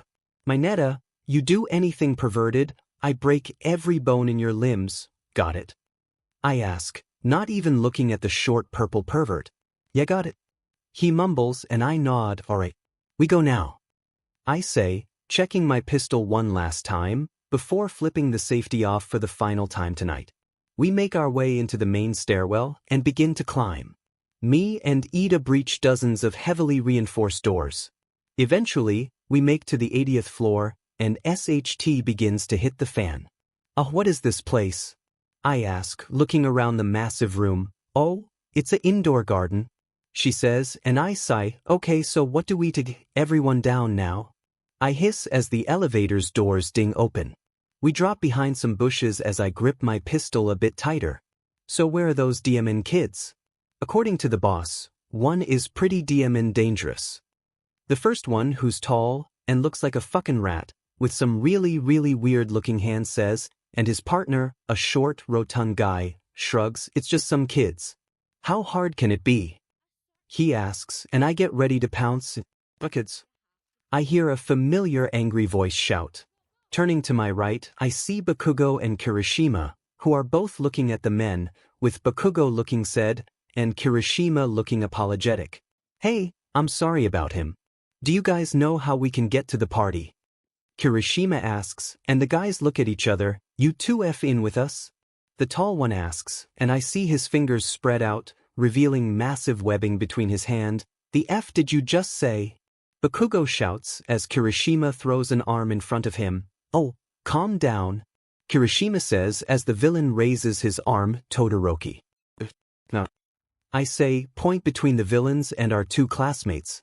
He nods and slams his foot down as I shoot off 4 rounds in rapid succession, blowing out the tall one's kneecaps. He shouts in pain as he goes down, and I put a trio of rounds into the short one's right cap. BLD flies, and both of them are left lying on the ground in pain. Midoriya. Was that really needed? Ida asks as I ignore him and walk over to the 2 men writhing on the ground in pain. Grabbing the tall one, I kick him in the ribs, then force his back flat on the ground, and plant my knee into his chest. Alright.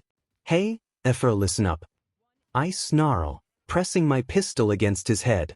Midoriya. Ida shouts, I'm going to give you one chance to tell what I want to know, or I'm going to put a bullet through your skull, capiche? I ask, and the man numbly nods. Good. First question, why are you here? I ask. We were hired by someone who wanted us to steal some technology. He said he would be leaving with us. That's all I really know. The man says, and I narrow my eyes. Alright. Next question. How many of there are UFAers? I ask. That's it. He says, hey, who's your boss? Your squad leader. I asked. He goes by Wolfram. That's all I know, I swear. He says, and I feel my BLD go cold. Thanks. Night. I say, slamming the butt of my pistol against his head. I quickly do the same for his partner. My hands are trembling, and I feel ice run through my veins. Midori, bro. So glad we found you guys. Kirishima says as I stand up, holstering my pistol. We need to get to that security room. No. I say, my tone firm and honestly, a bit colder than I intended. What? Why the urgency? Melissa asks as I look at them, and they seem to notice my firm expression and haunted eyes because the man in charge of the villains is a psycho. Wolfram Jaeger.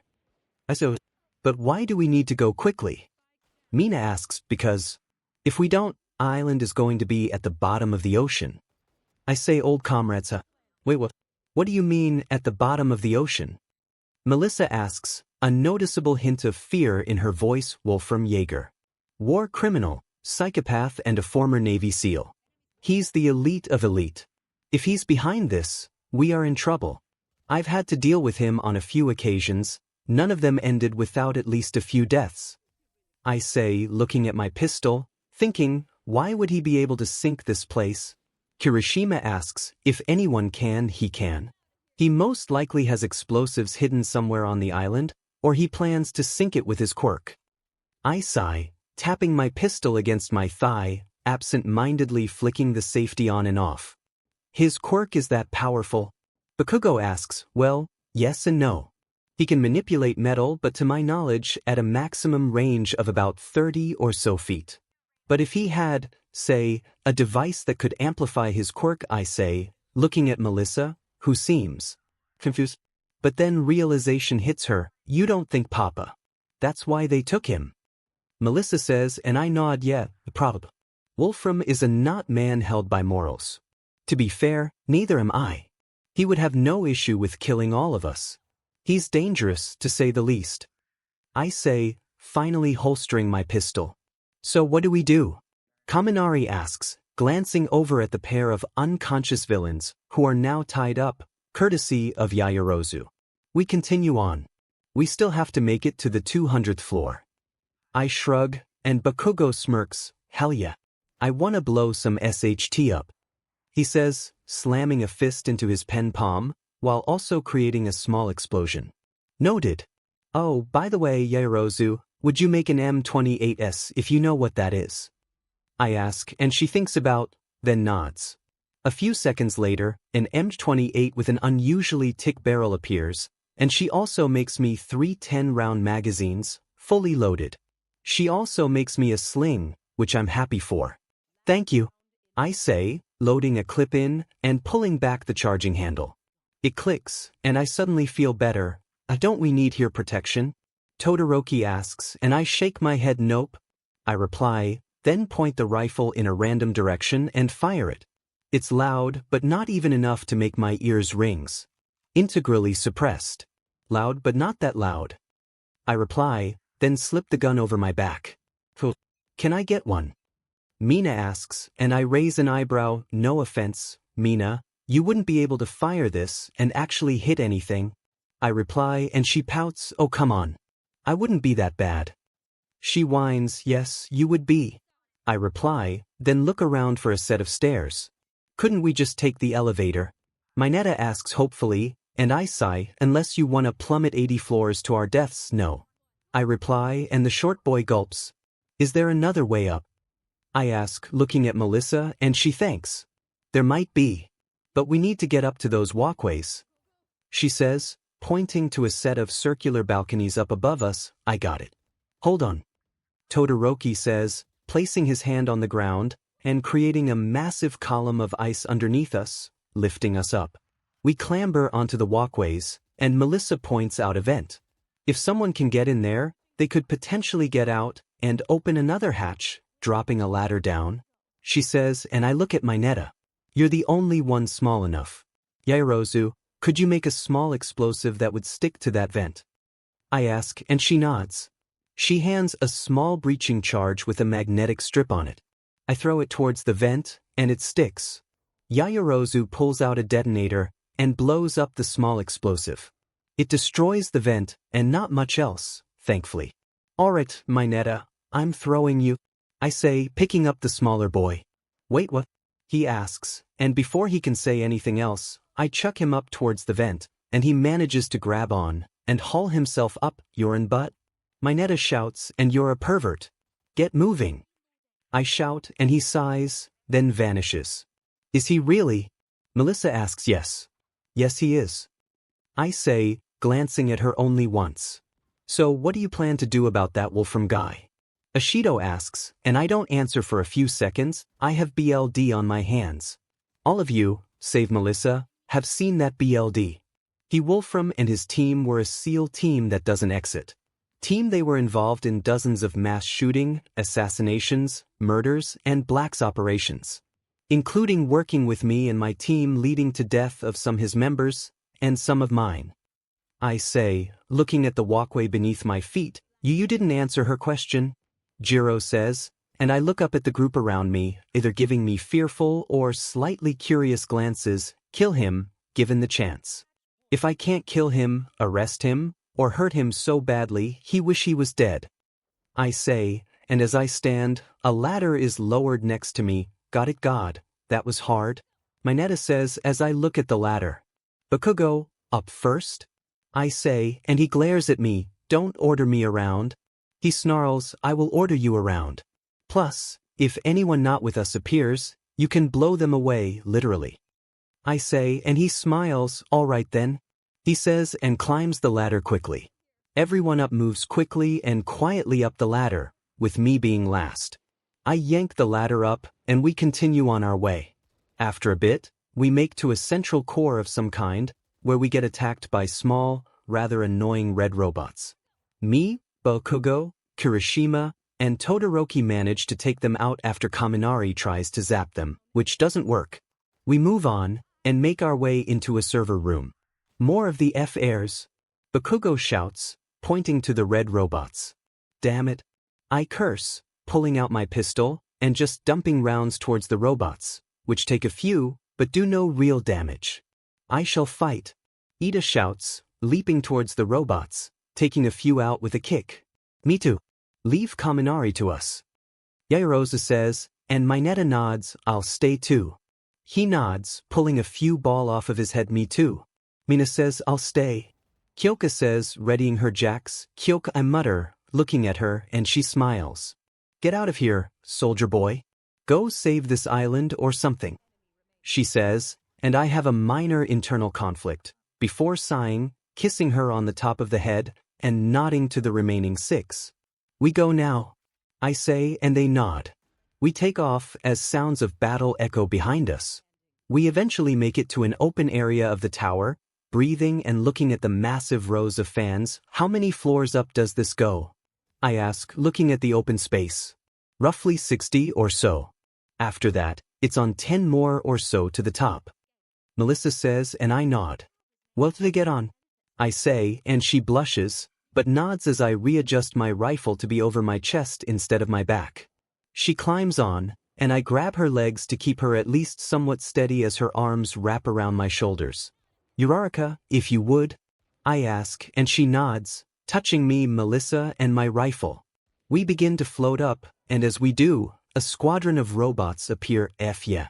Breaking Isachich, Bakugo shouts, leaping at robots, screaming bloody murder as Kirishima joins him, as Todoroki shakes his head. You have odd friends. Melissa mutters, and I chuckle, tell me something I didn't know. Now I mutter, lifting my rifle off of my back, aiming in the opposite direction of wall, and firing. We more or less rocket towards the wall, and I raise a fist. I punch clean through the thick steel metal, and rip a hole open, and land in the stairwell, and stick an arm out. I feel gravity return to us, and I land. Setting Melissa down, I hear fast footsteps approaching. Die, wef brats. A guy with odd markings on his face, and seeming bleached or desaturated pink hair attacks, swinging an arm, no sword, at me. I dodge it, and try to point my pistol at him, but he knocks me to the ground, raising an arm, leave him alone. Melissa says, trying to hold him back, let go, Beach. He snarls, his other arm turning into a sword, and slashing her on the arm. Fuck it. I shout, and he turns back to me, only to see my rifle leveled at him. I pull the trigger 3 times, each round punching through his chest, splattering the wall behind him with BLD. His body falls to the ground, a pool of BLD forming around him. You okay? I ask, crouching next to Melissa, who's wrapping her arm in a piece of cloth. I'll be fine. She mutters, and I pull her to her feet. Good? I say, checking how many rounds I have left. 2 rounds in this magazine, and I have another one left. All right. Climb the rest of the way up to the top floor, and enter a frankly massive room. Finally, David. The thing we've been waiting for. A chance to present your work to the world. A somewhat pudgy man says, grabbing a suitcase from the wall, yes, finally. It was all worth it. Mr. Shield mutters, smiling Papa. Melissa asks as I clenching my rifle. Melissa. What are you doing here? Mr. Shield asks, a shocked look on his face. We were coming to save you. What are you doing? She asks, her voice sounding like it's going to break. Just I can't, he says, sputtering. We came to take what's ours. His invention was sealed away because it was too dangerous. It's one of the most powerful devices ever made. The pudgy man says, and I scoff. They said that about the nuclear bomb. You see what happened there? I snarl, and the man pales. I had to, sweetie. The villains are fake, anyway. No harm was done. Shield says, and Melissa stares at him, shocked. Papa, they weren't fake. She says, revealing the cut on her arm. I see the pudgy man move towards the helipad, and I WP my rifle to him. Take on more step, civvy or not, I will drop you. I say, my tone level and firm. Well, that's a change. I also never expected you to have a little girlfriend, and yet, here we are. A voice I identify as Wolfram says, and I WP around, pointing my rifle at him, but freeze when I see Kyoka in his grip, a pistol pressed against her temple. Let her go. I snarl, feeling my quirk trying to run berserk within me. Touched a nerve. Drop the rifle. He says, pressing the pistol harder against her temple. She grimaces in pain, but doesn't say anything. I could just shoot you. I reply, and the man shrugs. Yeah, you could. She would still die. He says, then attaches something to her arm, which digs in with 4 metallic claws, tightening on her arm. I see blood begin to drip down her skin, and my knuckles turn white on my rifle. The F is that? I snarl, and he smirks, then taps a small something on his neck. That device is connected to my heartbeat. If my heartbeat drops below a certain BPM, that device will release a lethal neurological poison, killing her in minutes. Wolfram says, and I feel white-hot rage burn through me. I don't say anything, just stare at him. I can also just detonate it now, with a little press of a button. He says, reaching towards something on his glove. All right. I say, tossing my rifle away, and Wolfram smiles. Not so hard.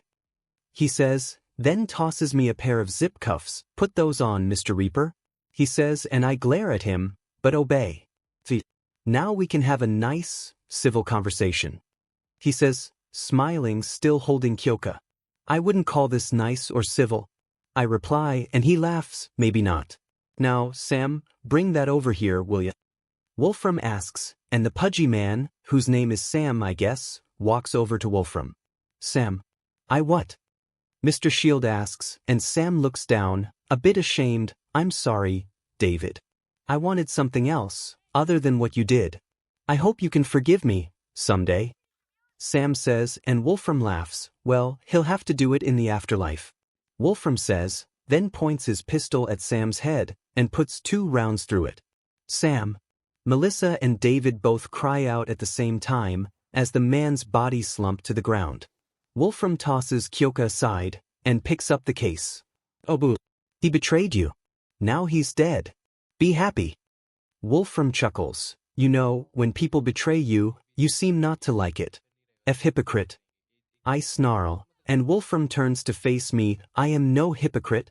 He snarls, pointing his pistol at me as the metal planes rip from the floors, wrapping around my legs, chest and arms, leaving me almost unable to move.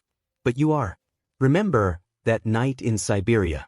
Your men attacked us when we were supposed to be working together, and me and my men fired back. You called it betrayal when your men attacked us. I snarl, and he presses my pistol against his forehead. I hear something crackle and snap behind me, and I grimace in pain to make it seem like something broke in me.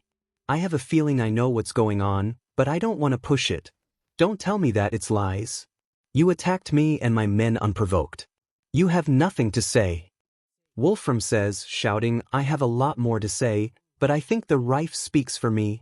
I say, as Wolfram gives me a confused look. What rifle? He asks. This one beach. Kyoka says, and a shot rings out, and blood explodes from Wolfram's knee, and he shouts in pain. Flaring my quirk to the 5th level, I rip out of the metal, and punch the son of a beach in the face, sending him slamming into the console in the center of the room. He slides to the floor, unconscious. Good shot, I say, looking at my girlfriend, who smiles, then winces and glances at her arm. I see 4 puncture wounds from the device. You okay? I ask, kneeling down next to her, and she nods.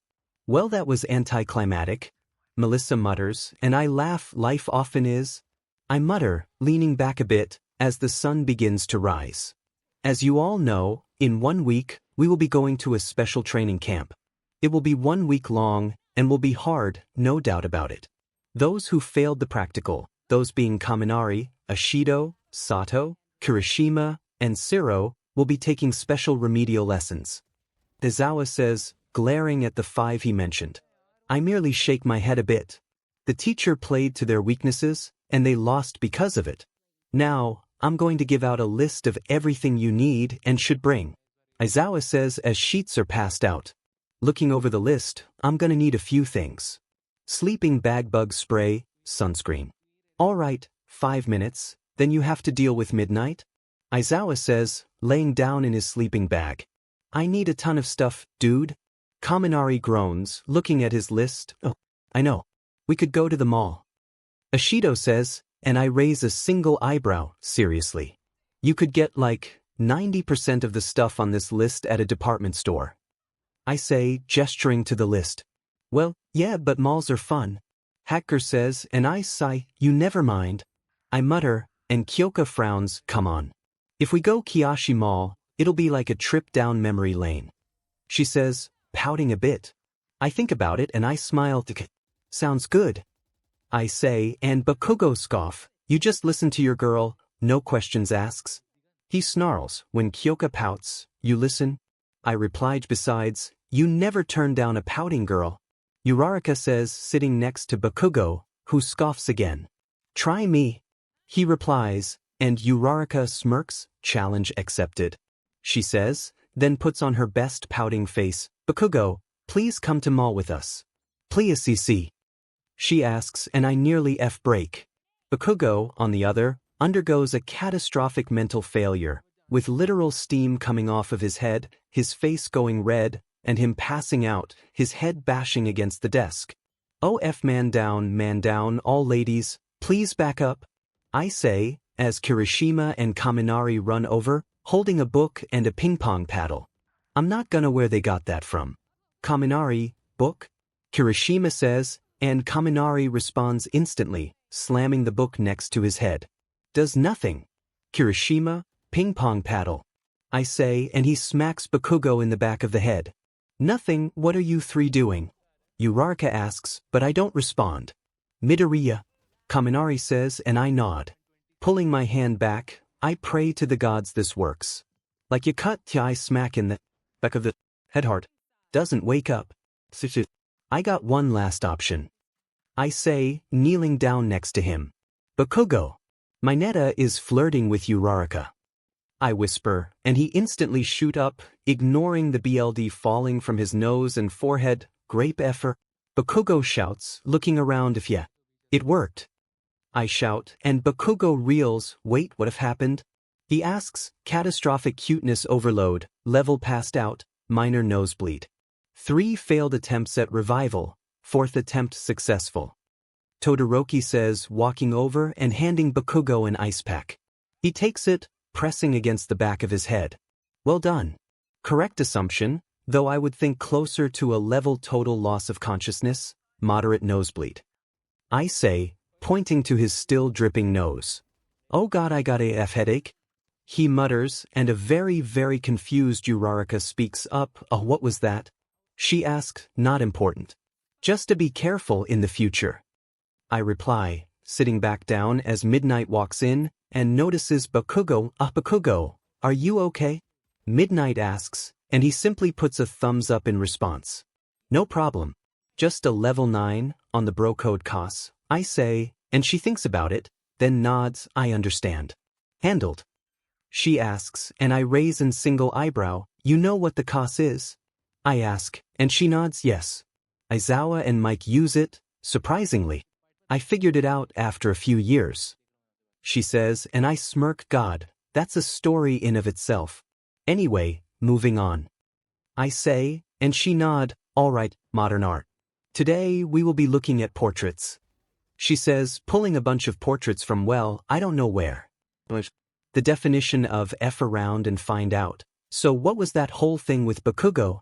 Kyoka asks as we walk over to our table. Can't tell you. I reply, sitting down.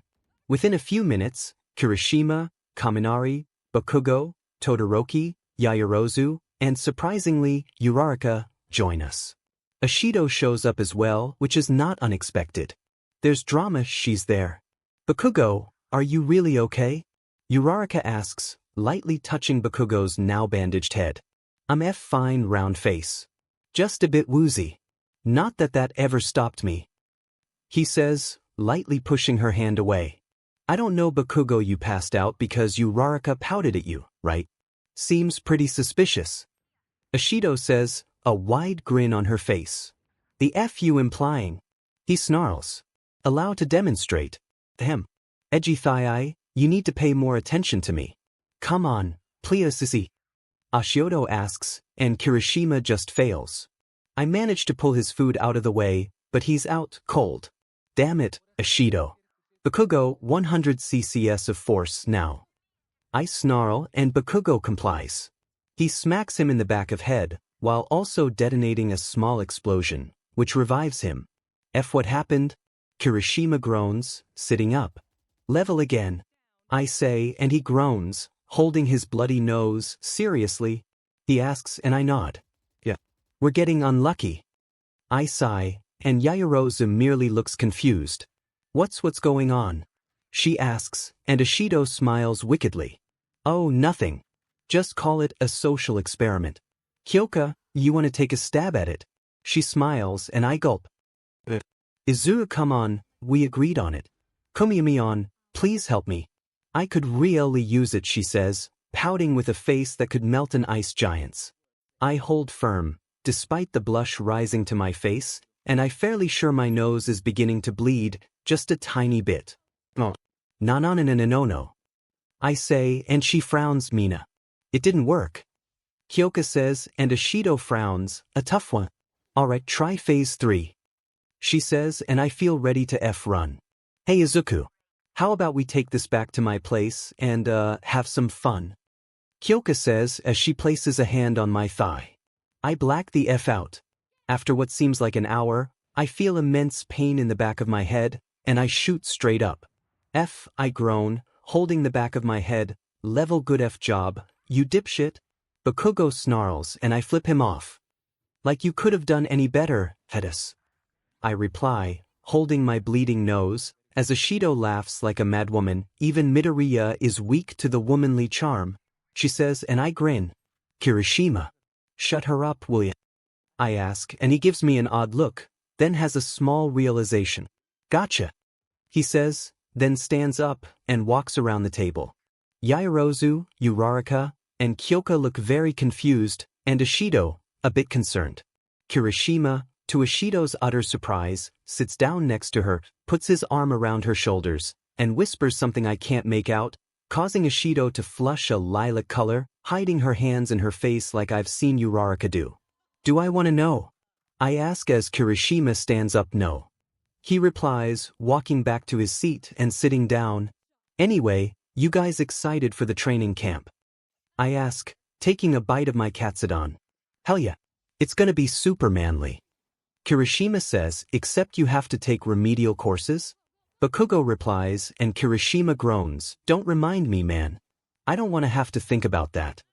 He says, and I shrug, hey man, it can't be worse than Spec Ops training, so be thankful. I say, shuddering at some of the memories, how bad was that really? Kyoka asks, and I shake my head, let's just say I have an eternal fear of men who call themselves Sarge. I reply, and Bakugo grins, Kirishima, call me Sarge from now on. He says, and I groan, doesn't work like that. I have to actually call you Sarge, and you have to be scary for it to work. I say, I'm scary. Bakugo shouts, and I laugh, not nearly as scary as a 6 feet 4 inches Mothav with more bullet scars than I cared to count, charging at you with a knife. I reply, and surprisingly, Bakugo shuts up. Fair point, I guess. He mutters, and I laugh. Don't worry about it. The way things are going, we all might have that many scars. I say, and that sombers the mood a bit. Anyway, are you guys excited for the mall trip? Maybe there's gonna be more romantic stuff. Ishido says, and Todoroki merely sighs, I don't care. I got Momo, so I'm good. He says, putting his arm around Yaoyorozu's shoulders. You're no fun. Ishido frowns, and Todoroki shrugs. So be it, then. He replies as the lunch bell rings later, Kiyoshi Malt, alright. What things do we need? Ida asks, looking around at our classmates. The entire class, save Koda and Tokoyami, is here. Half of the SHT on this dumbass list. Bakugo snarls, waving the list around. Yeah, I just need to swing by a camping store, and I think I'll be good. I say, shrugging, I need some shoes, man. Kaminari says, and Ida sighs, technically, you need broken-in shoes, okay? How about this? We'll split off and meet back up here. Say 2 hours from now. Ida asks, and I shrug, I'm good with that. So 16:45, right? I ask, and Ida nods, alright, we can split off now. And, try not to do anything that would damage you. A's reputation, Ichu. Ida says as me and Kyoka wander off, so, camping store? She asks, and I nod yeah. I say, as we walk into the store, you two need any help? An employee asks, and I shake my head, no, I think we'll be fine. I say, and the employee nods, so what do you need? Shis. Sleeping bag, sunscreen, bug spray, and I want a pocket knife. I say, as we begin to search the store. Sunscreen and bug spray, we find in mere seconds. Not surprising. Finding a sleeping bag takes a bit longer, since few are actually a good size, that aren't roughly 21,000 yen. We managed to find a good for me and for Kyoka, because she needed a good one too. Now for a pocket knife. The rather impressive selection, but one catches my eye. A decent-sized, spring-assisted blade, with a razor's edge and a serrated bottom section. But that isn't what really catches my eye. Instead, it's the black and purple handle. How much for the blade and purple one? I ask, and the man watching over the blades looks at me, mildly surprised. You have a good eye, he says, and I think about. Not horrible, honestly. Deal. I say, pulling the yen out of my wallet and handing it to the man. He pulls the knife out of the display and puts it in its case. I take the blade and put it in my bag, then find Kyoka, pay for out stuff, and walk out. So, what knife did you get? She asks, and I show it to her, sheathed, of course. So, that looks wicked. She says, and I nod. 3,100 yen, so it wasn't even that bad. I say, and she raises an eyebrow, isn't that, like, a lot? She asks, and I shrug for a 13-centimeter blade, that's also spring-assisted. That's not bad at all. I reply, and she shrugs, but why the colors? She asks, simple. It reminds me of you. I reply, and she blushes, oh damn it. She mutters, and I laugh, then kiss her on the crown of her head. It's too easy to embarrass you, I say, and she scoffs, like it isn't to embarrass you. She asks, clearly referencing lunch. Okay, that's different. You were basically offering to screw me, which I certainly wouldn't turn down, but really? I ask, and she blushes, it's what Ishido told me to say, she murmurs, and I sigh, why am I not surprised? I mutter. We walk around for a bit, talking about random, before Ishido comes up to us, Jiro, I need to borrow you. Midoriya, don't follow us. She says, dragging Jiro away, so that just happened? I mutter, shaking my head a bit. I walk around a bit, but then I feel a hand grab the back of my neck. I would suggest not struggling. A scratchy, familiar voice says, Shigaraki. I snarl, clenching my fists. Oh no, don't get testy. I have you, but I also have your little girlfriend, let's just say, under close watch. Anyway, I want to have a talk. Let's sit down. He asks, moving us over to a fountain. We sit down as I try to keep my pulse down. So, what do you want? I snarl, clenching my fists, merely to pick your brain. Why do the people remember me, and not the League of Villains. Those nomes were mine. He hisses and I go silent for a second. He had a clear message, a clear purpose. You didn't. You're about chaos and random destruction, and Stain had a more concrete plan, I suppose. I say, slowly moving my hand towards the bag as Shigaraki's eyes glaze over slightly. You might just be right. He says, scratching his neck. I manage to slip the pocket knife I bought out of the bag in case, and enclose it in my hand. Really? You think so? I cry. I think I might just let your little girlfriend live too. Actually, no. To dash, Shigaraki begins, touching an earpiece, but I react. Releasing the blade, I flick it out, then slice off Shigaraki's middle finger on the hand around my throat. He screams in pain as I hit in the face with the butt of the knife, and back away. You effing brat. Shigaraki shouts as he falls to one knee. F you, you creepy bee. I snarl and he scowls at me. Toga, it's off. Disengage. I will see you again. Shigaraki snarls at me as a portal appears at his feet. Oh no you don't. I shout, rushing him. He vanishes before I can reach him. I punch the ground, bloodying my fist. Izuku. It's Mina Izuku, why is there a finger? Kyoka asks as I look at the BLD on my knife, and the pool of BLD around. That wasn't a Shido. It was someone named Toga. Portal beneath her feet, right? I ask and she nods. You still didn't answer about the whole fingerch thing? She says it's Shigaraki's. He asked me a question and tried to tell the Toga girl to kill you, but I managed to distract him. I say, gesturing to the knife. You cut off his finger? She asks and I nod. Call the police. I say, standing up. What did he mean? I will see you again. Alright, get on. It's a long trip, so I would suggest trying getting some sleep, or at least trying to rest a bit. Izawa says, gesturing to the bus in front of us. I look at Kyoka, with a silent question in my eyes. She nods, rubbing her eyes a bit. I smile, just a tiny bit. Will we get into seats by class number Midoriya? What are you doing? Ida asks as I walk towards the bus, Kyoka in tow. I'm getting a seat in the back with Kyoka. Any other questions? I ask, and Ida simply opens and closes his mouth, which I take as a simple yes. I walk on the bus and head straight to the back and sit down, taking the window seat. Todoroki and Yaoyorozu sit down in the seats across from us. You want to get a nap in? I murmur, as Kyoka leans her head against my shoulder. Please. She mutters, leaning her head against my shoulder as I chuckle lightly. I put my arm around her shoulders as she snuggles up against me. The bus starts, and we begin our drive to wherever we're going. Kyoka falls asleep in a few minutes, cuddling up against, silently breathing and on occasion, murmuring about random things, though I do catch my name a few times. As the drive continues, I begin to think about everything that's happened over the past few months. Capaldi's death, me meeting Kyoka, me dating Kyoka, and everything else that's gone on. It's kinda crazy. I mean, not super crazy to someone like me, but still, crazy. After a few hours of driving, we pull off of the road, stopping on a patch of dirt. Alright, get off and stretch your legs. We'll be waiting here for a bit. Aizawa says as everyone on the bus begins to get off. Kyoka, we gotta get out. I mutter, putting a hand on her head. She merely yawns and blinks her eyes sleepily. I feel my heart nearly break, but I merely smile. Come on. You gotta wake up. I say and she groans. Fine. She says, sitting up, then standing, stretching all the while.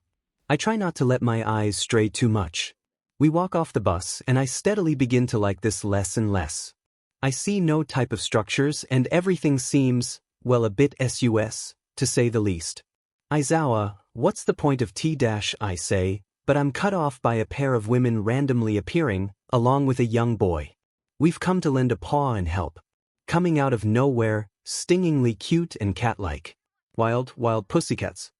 The two women shout as I stare in mild shock. Whoa. Who are these two?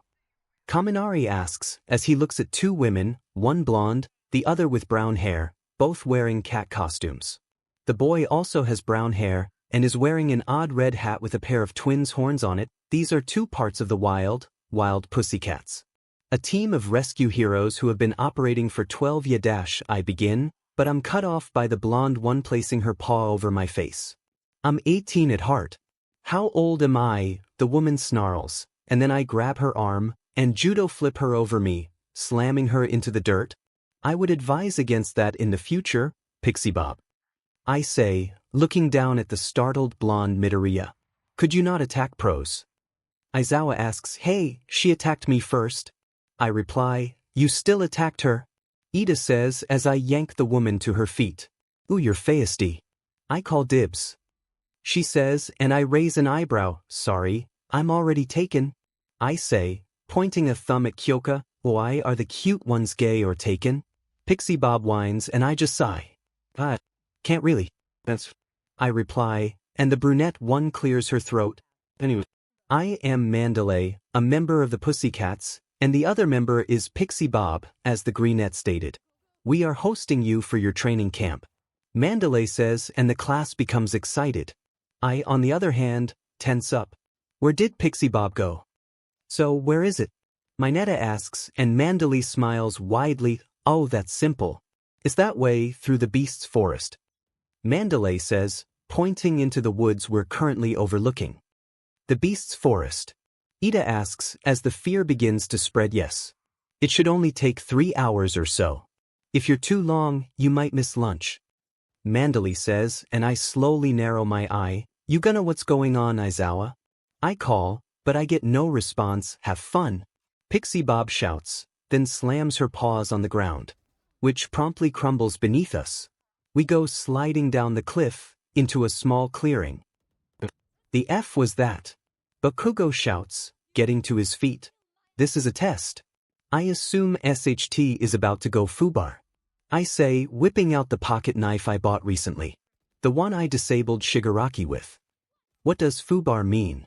Kaminari F up beyond all recognition? I reply, what is that? Mineta asks, a scared tone in his voice. I W my head to where he's pointing, and I see a massive beast, seemingly made of dirt. Bakugo! I shout, flaring instantly to the 4th stage, and leaping at the beast, slashing in what I assume is its eye. As I suspected, it does nothing. Don't tell me what to do. Bakugo shouts, unleashing an enormous explosion at the thing, blowing to pieces. Yaoyorozu, make communicators. Also, a shotgun would be nice. I say, as Yaoyorozu quickly makes what I asked for. I put the communicator in my ear and look at the shotgun.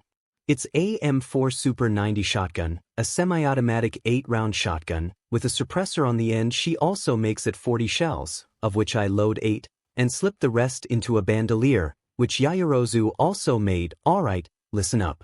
We're going to do this smart. We need heavy hitters in the front, back, and sides. Me and Kirishima will take point. Bakugo and Sato take the left flank. Todoroki and Ida, right flank. Tokoyami, Tsuyu, and Ojiro take the back. Everyone else, stay in the center, or swap out with others as needed. Kirishima, you ready? I ask, hefting the shotgun. Hell yeah. He shouts and I smirk. Wanna move out? I call and we move. For the next nearly 6 hours we fight our way through the forest, taking down beasts from all directions. I keep in the front the entire time, blasting or ripping my way through waves upon waves of beasts. Kirishima swapped out with Kaminari at a few points, but I just keep on trucking. Eventually, we make it to the Pussycats training camp, where a few of us collapse. I keep standing, though barely. I'm covered in scratches, dirt, and half of my shirt is gone. Oh, you made it, Pixie Bob says, smiling at us with the 3 other members of the Pussycats. Off. Bakugo snarls, limping toward the front, holding one of his arms, which is covered in BLD. To be fair, I'm bleeding from my head, and I'm at least 80% sure I dislocated at least one finger. Language Ida groans, sounding like he's ready to pass out. Shut up, fries. Bakugo snarls as I notice the kid yet again. I have a small question. Whose kid is that? I ask, pointing to the kid, who's glaring at all of us. He's my nephew. This is Coda. Mandalay says, and I drop my shotgun, sticking out my hand. Nice to meet ya, kid.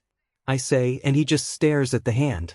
He reels his hand, and then shoots it forward. I barely react, throwing my hand down to catch the fist that would have wrecked my manhood, at least temporarily. Coda! Mandalay gasps as I look at the kid, mildly impressed. That punch would have hurt. Kid Scott ball? Bakugo laughs as I let go of his hand, backing up a step. Good punch, kid. That would have hurt. I say, and the kid scoffs, F heroes. He mutters, just loud enough for me to hear. I simply raise an eyebrow, not saying anything. I'm sorry about him. I'll talk with him later. Mandalay says, glaring at the boy, but I shake my head. I'm not gonna fault a kid for throwing a good punch. Attacking a guy like me like that takes some guts. I say, glancing at the boy as Ragdoll moves him away from me. Anyway, you did make it in time for dinner. This is the only night we'll be making dinner for you guys, so dig in. Pixie Bob says, gesturing to a set of long tables with food on them. Everyone rushes toward the food, well, those who can stand at least. Me, Todoroki, surprisingly, Bakugo, help those who can barely stand or not at all. Those three being Uraraka, Aoyama, and Yaoyorozu. Classically, I'm stuck with Aoyama, practically dragging him towards the tables, since he overused his naval laser. I set him down near the end, closest to the bathrooms, then go sit down by Kyoka. Helping the Frenchman. She teases as I watch Bakugo ease Uraraka down to the table, surprisingly gentle. It was either that, or deal with Todoroki's or Bakugo's wrath. I would rather not. I reply, then grab some rice then beef stew, and dig into the hot meal, eating fast, but still savoring it. Bakugo is actually nice around Uraraka? Kyoka notes as Bakugo grabs a bowl for Uraraka. Yeah, well, he cares for her. It's kinda obvious. I reply, as Kyoka smirks, Bakugo and Uraraka? Odd combo. She says, and I chuckle, you could say the same about us. I reply, kissing the top on her head. True. Also, you need a shower. You are sweaty as hell. She says, gesturing to my exposed chest. Like the view. I reply, and she blushes, I would be lying if I said I didn't. She says, and I laugh, you know, I don't really care if you look. I reply, and she blushes further, don't say things like that. She mutters, and I scoff, like I care what anyone else thinks. You're my girlfriend, and nobody is gonna change that. I reply, then make myself a second bowl. Later that night, everyone is relaxing in the hot springs as I join them, easing myself into the hot water, sinking up to my mid-chest, letting the hot water ease my muscles. Hell, this SHT is awesome. Bakugo sighs, sinking into the water across from me. I may be a military hard-ass, but if there's one thing I can never deny, it's that hot springs are HT best thing ever. I reply, leaning my head back and looking up at the sky above me. I relax for a few minutes before Ida speaks. Mineta, what are you doing? Ida snaps, and I open my eyes to see Mineta standing at the edge of the wall, looking up at the wooden wall between the male and female sides. Men, look at this. On the other side of this is heaven. Our wildest dream coming true. Mineta says, looking at the wall. Mineta, that is incredibly inappropriate. Ida shouts as Mineta still stares. I have to see. The Eden's garden on the other side. Mineta mutters, and I cite Mineta. I say, and he looks at me, looking a bit disturbed. Are you going to join me? He asks, and I laugh darkly. No. I'm warning you. You try to climb that wall, I will personally rain hell on you. I say, glaring at him, I'm with him. Bakugo says, his hands crackling me too. You even try, I will freeze you to the wall. Todoroki says, holding up his arm. You can't stop me. Mineta shouts and begins to climb the wall. I flare to the fifth and leap to grab him, but the small son of a beach is fast. Mineta! I roar and some reverberates around me, and I feel pure rage emanate from me. Too slow. He crows, reaching the top, only to be met by Coda. Before you become a hero, try being a better person. Coda says, then pushes Mineta off, and he splashes down in the water as I look up at the small boy. Thanks, Coda. I hear Mina call, and he looks over towards the girl's side.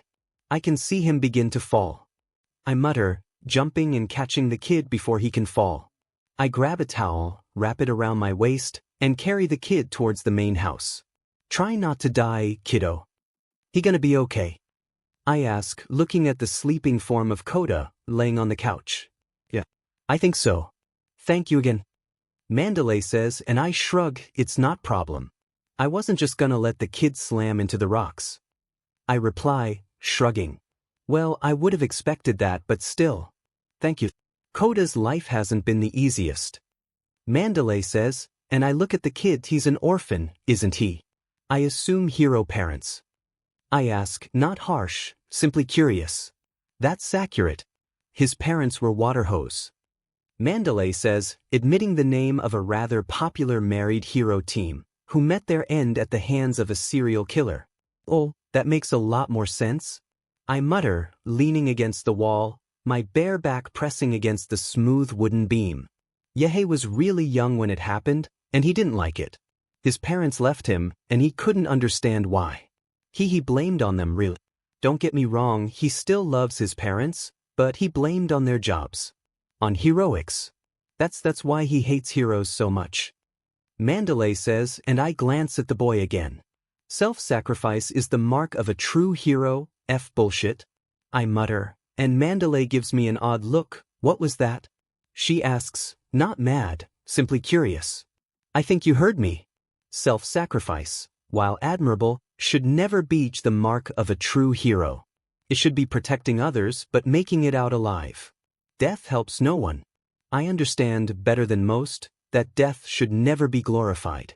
Hell, Japan should have learned that lesson a long time ago. I snarl, and Mandalay winces. World wars tend to bring out the worst in people, and it worked in Japan, to be certain. I understand that viewpoint, but heroes are supposed to be the shield. We take the blows so that others don't have to. She says, and I scoff yet. And sometimes, that leads to more harm than good. Every time a hero dies, villains get more confident. Heroes shouldn't have to die, and while, yes, they should honored and respected, they shouldn't be glorified. Dead people help no one. I say, then walk out of the room. I head back to the main room, quickly change in a bathroom, and sit down on my sleeping bag, fiddling with the knife I used to remove Shigaraki's finger. Bakugo, unsurprisingly, is the first one to come into the room, looking at me. How's the brat? He asks, sitting down his own sleeping bag. Alive. He's had it pretty tough. Orphaned, and now he's bitter as hell. To be honest, I don't blame the kid. He's lost a lot. I reply as Bakugo shrugs, honestly, the brat kinda reminds me of me. He's got some ball. Bakugo says, and I laugh. True. He does. I say, and Bakugo looks at me, smirking. He nearly put you out of commission, you know? Bakugo says, and I grin, don't think I can be taken out quite so easily. I reply, and Bakugo scoff, you can tank a point-blank blow to the ball. Bakugo asks, and I shrug, not really. More like I can handle enough to not instantly drop to my knees in pain, and lay there for 30 minutes. I reply, cap and a half. Kirishima says, walking into the room, followed by Kaminari. I have insanely high pain tolerance. I've gotten stabbed 6 times, and then proceeded to carry 3 people by myself, all while bleeding out, and in enough pain to make Bakugo cry. I reply, and Bakugo laughs, I don't cry. He replies, image having the bottom 3 ribs on your left side broken, then having 6 pieces of white hot being rammed into your ribs, and them sticking. In that, you have my level of pain.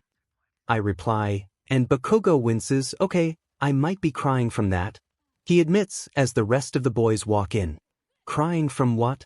Mineta asks, the amount of pain I'm going to inflict on you if you ever pull the bullshit you tried to pull back at the springs, dipshit modhaf. I reply, not missing a beat. Mineta instantly wilts like a flower, and I chuckle a bit. Knight, you chaotic neutral BSRDS. That's a term of endearment, by the way.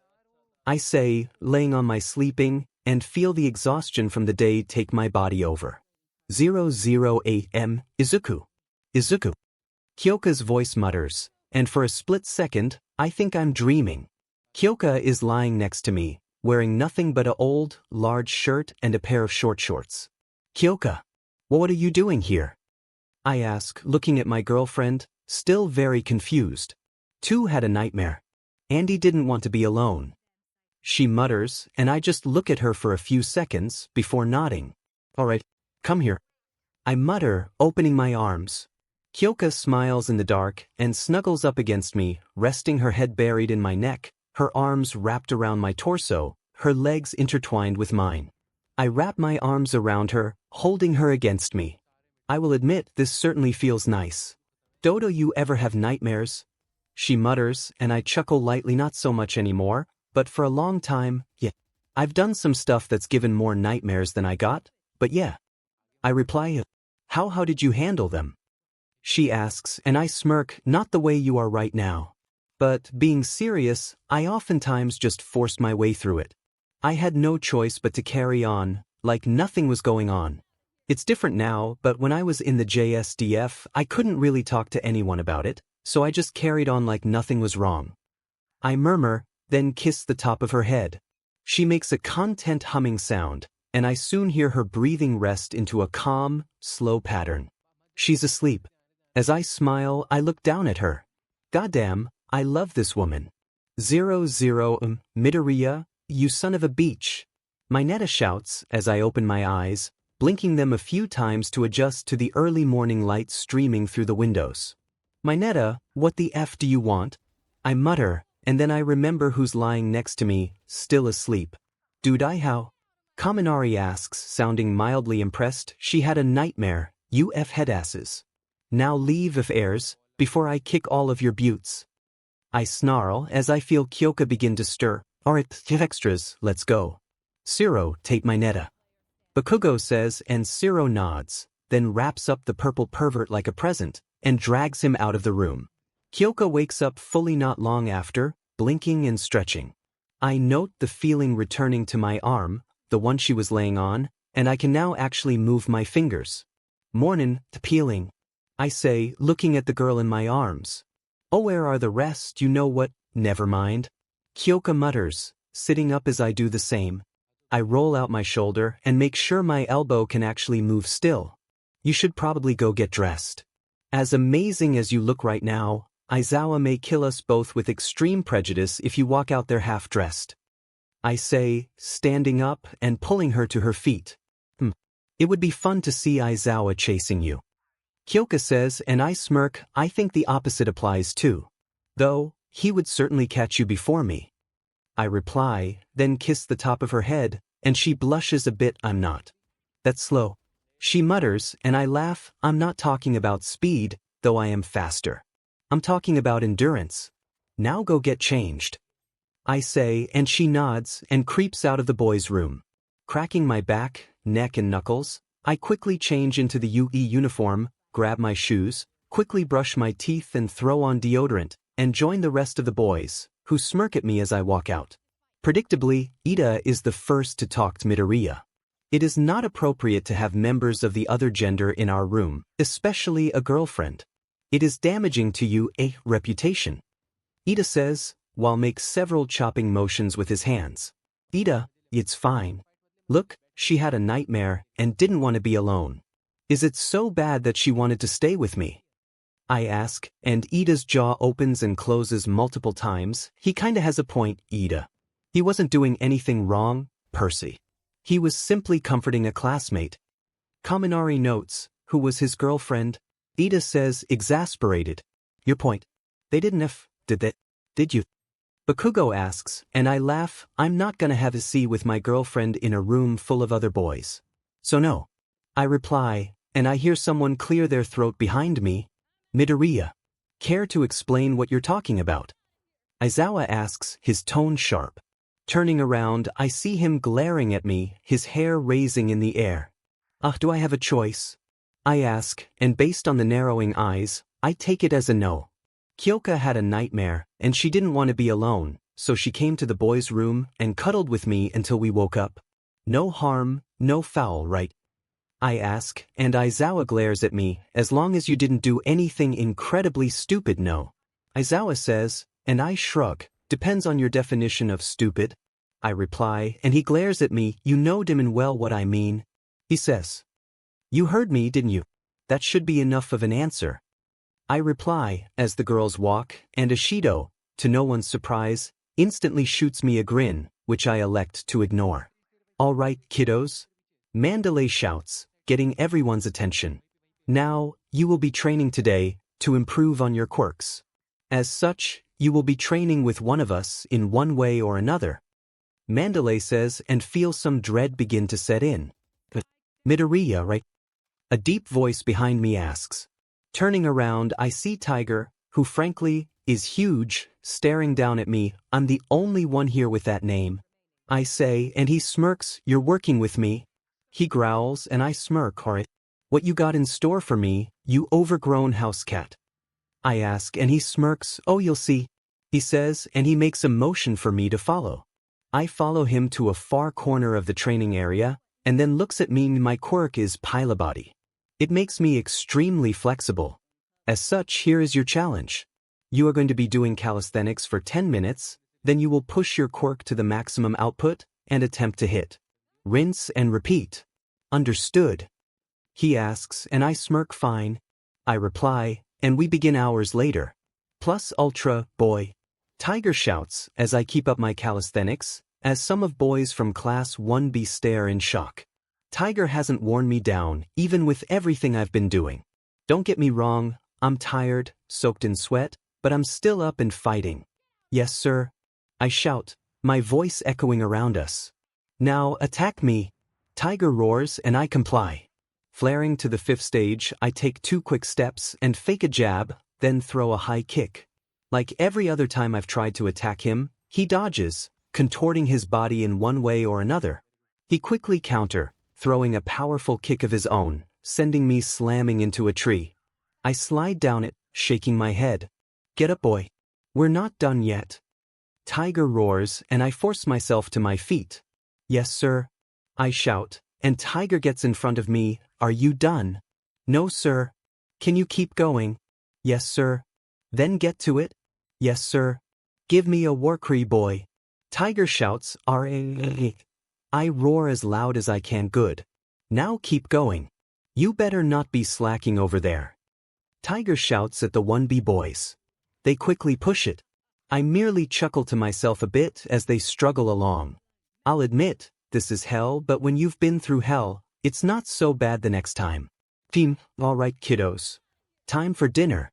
Or rather time for you to make it. Ragdoll calls as the 40-odd members of both classes walk, or rather, stagger into the clearing. Everyone is soaked with sweat and tired as all hell. We have to make food. Bakugo groans and I chuckle. All in a day's work. All right, assholes, let's get to work. I say, instantly grabbing wood, along with a magnesium lighter and a few pieces of paper. I walk to one of the many fire pits, and within a few seconds, get a small fire going. Finding some cooking spray, I spray it over the wood, which quickly catches, and the wood starts to crackle and burn. Moving over to the cutting boards, I grab a knife, along with some vegetables, and begin to cut them quickly with a knife I snatched from the multiple racks of knives. Within 20 minutes, I have a full pot of curry cooking. Holy, Ciro mutters as I look at the cooking pot, and I do note the stares. Soon after, I'm sitting down with Kyoka, eating. Kyoka, from what I gather, had been working on increasing the strength of her jacks by repeated slamming them against a rock. How are you still okay? I saw Tiger working you pretty hard.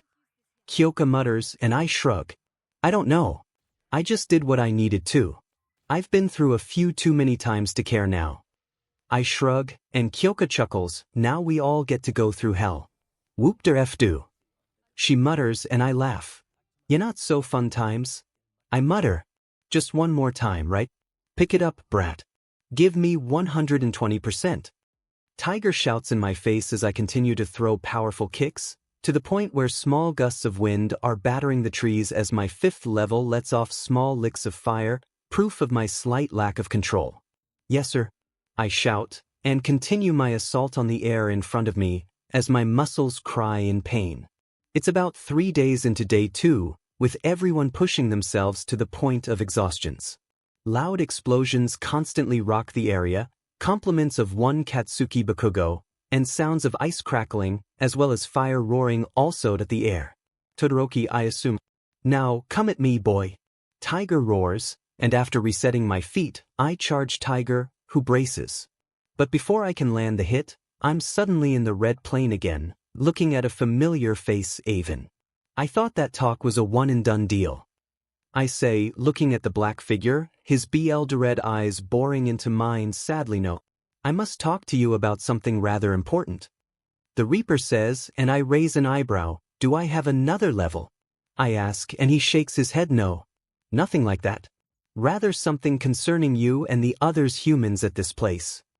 He says, and I give him a confused look. How so? I ask, and he sighs, then taps his skull at the temple. I can communicate with other Reapers within a certain radius. Most of the time, I can just talk with the Reapers who belong to your classmates and teacher. However, I've been able to contact a duo of incredibly powerful Reapers in recent hours. He says, and I raise an eyebrow. Powerful Reapers. There are power differences. I ask, and he nods. The more people a person kills, the more powerful a Reaper becomes. For example, I'm what most Reapers would call Sentinel Reaper. It's one of the higher ranks. But these two I've been able to communicate are known as Death Reapers. Repetitive, I know, but the point stands that they're even more powerful than me. Significantly so. He says, and I look at him, so have two people within close enough vicinity for you to talk them with more dead bodies to their name than me. How far away can you communicate with other Reapers? I ask, and he sighs. Depends. The ones that are assigned to your classmates, not much fairer than about 300 to 400 meters. They've killed nobody, of course, so it makes sense. But those Reapers at my best guess, about 4 miles. 𝐻𝐿 says, and I think about it. 4 miles out. Do you any idea what direction? I ask, and he shrugs. North-northwest. That's all I got. Oh, you're good to back now. By the way, watch out for the fist. 𝐻𝐿 says, chuckling. I get thrown back into my body, and see that 𝐻𝐿 was right. There is a fist rocketing toward my face. Reacting entirely off of instinct, I grab Tiger's arm and pull off a judo body slam, taking down the pro within a split second. Boy, good job. You get a 10-minute break. Tiger roars as I let go of his arm. Yes, sir. I say, and walk over to the base of a tree, looking north. Who's out there? I mutter, looking at the distant mountains and horizon. 3 hours later. All right, kiddos. Lunch break. Mandalay calls at about noon, as the heat is starting to get slightly oppressive. I mutter, nearly collapsing due to the exhaustion in my body, both mental and physical. I've been forcing my brain to run in overdrive, trying to figure out what the hell is after us. People with more kills than me, and 2 of them. Who the hell could possibly have numbers like that? I have more than 100 kills to my name, and those are just the ones I was able to confirm. I probably have dozens more. More importantly, why are they that close? And what are they doing? They after us, someone else, or were they passing through? You okay, Izuku? Kyoka asks, as she holds out a hand to help me up. Grabbing it, I force myself to my feet, not entirely. I'm sore as SHT, and my mind is kinda shot right now. I reply, as we walk over to the eating area. She asks, absent-mindedly fidgeting with a jack. I received some incredibly concerning information, and I'm not sure what it means. I reply as I grab a knife from a table and begin to chop up some fish. What kind of information? She asks, and I sigh, the kind that leads to violence. I reply, and she gives me an incredibly confused look. What? She asks, and I sigh, you know how my quirk is called Reaper's Vessel. Turns out it's pretty literal. Without giving you an aneurysm, we all have a being called a Reaper that controls when we die. They also get stronger the more we kill. I draw on the power of my Reaper, and that's my quirk. I explain as Kyoka stares at the ground. Wait, seriously? She asks, do I sound like I'm lying? I ask, looking at my girlfriend, who sighs, then shakes her head, not according to your heartbeat. But that's just plain insane. But, please continue. She says, and I nod. Anyway, my personal Reaper told me he had a conversation with 2 incredibly power Reapers. More powerful than him. Meaning they both have killed more people than me. I say, as I move the chopped up fish to the side and begin to chop up some vegetables. So what does that mean? Kyoka asks, and I shrug, I got no DMN idea? I reply. Hours later. Midoriya. I have been told that you some important information. Aizawa says, walking over to me, and before I can answer, Tiger calls out to me. Come at me, boy. Tiger roars and I obey, charging the much larger man. Ducking under his initial blow, I slam a fist into his side, then hook a foot behind his ankle, and pull my leg, causing the man to fall flat on his back, and I restrain him by slamming a knee into his chest. I do. 10-minute break, Tiger. I ask, looking at the man I have pinned beneath my knee. Be back promptly. Tiger says, and I nod before pulling my shirt, which, by this point, is just soaked with sweat. So, what were you told? Aizawa asks, and I go on to explain what Avon told me. That is slightly concerning. He said the presences were about 4 miles away. He asks, and I nod, though I don't know when he conversated with him. Could have been late at night, but I don't know. Nonetheless, we need to be watchful. I explain and Aizawa sighs. Thanks for telling me. You got anything more than that? He asks, and I sigh, I have a kill count of 127 people. That's just confirmed. Whoever those two, they are both deadlier than me. I'm not sure I want to know who they are. I say, and Aizawa nods. All right. Now go get back to training. You slack off, I'm gonna force to run until you puke. Aizawa says we'd be out for hours. I reply, and he glares at me, get going, problem child. He says, and I chuckle. Yes, sir. I reply, giving him a salute, which gets me another glare. I said get going. He says, and I break the salute and jog back to Tiger. You done talking, boy? Give me 120%, now. He shouts, and I smirk, then flare Reaper's vessel to the 5th stage, I shout, and begin to work out the training sets he's been putting us through. Give me your Warcree. He shouts, R-A-H. I roar in reply, fire flaring all around me. As we all sit down for dinner, I spot a familiar short, black-haired kid stalking off, heading somewhere. I watch with mild interest as he vanishes into the woods. Kyoka. I'll be back. I mutter, standing up and grabbing a bowl of the beef stew we made, and head in the direction Koda went. After searching around for a bit, I find him, sitting at the edge of a cave on a rock, overlooking the valley. The camp is in pretty good view. Would make an excellent sniper nest. I say, as Koda w's his head toward me, how'd you find me? He snarls, and I chuckle. When you do the stuff I did before I went to UE, you learn to track people. And, no offense, you're not very sneaky. You're just small. I say, looking at the much shorter and younger boy, who's trying subtly wipe away tears. Why you here, then? You here to make yourself feel better? He asks, and I smirk. He is a lot like Bakugo. I brought you some food. It's not gourmet stew or anything, but you need to eat something. I say, setting the bowl down next to him. I don't want your shitty food. He mutters, and I raise an eyebrow. You kiss your aunt with that mouth? I ask, and he scoffs, just leave me alone. Go back to all your hero friends. He says, and I don't respond, merely sit down a few feet away. Your parents? Do you hate them? I ask, and he looks at me, shocked. What do you know about my parents? How do you know about them? Who told you? He asks, and I just sigh. I know they died fighting a villain. I figured it out on my own, if you're wondering. Water hose. Good people, good heroes. I say, lying to save Mandalay's hide. Well then why did they leave? He asks, tears falling from his face again. Not by choice. I reply, and he glares at me. What do you know?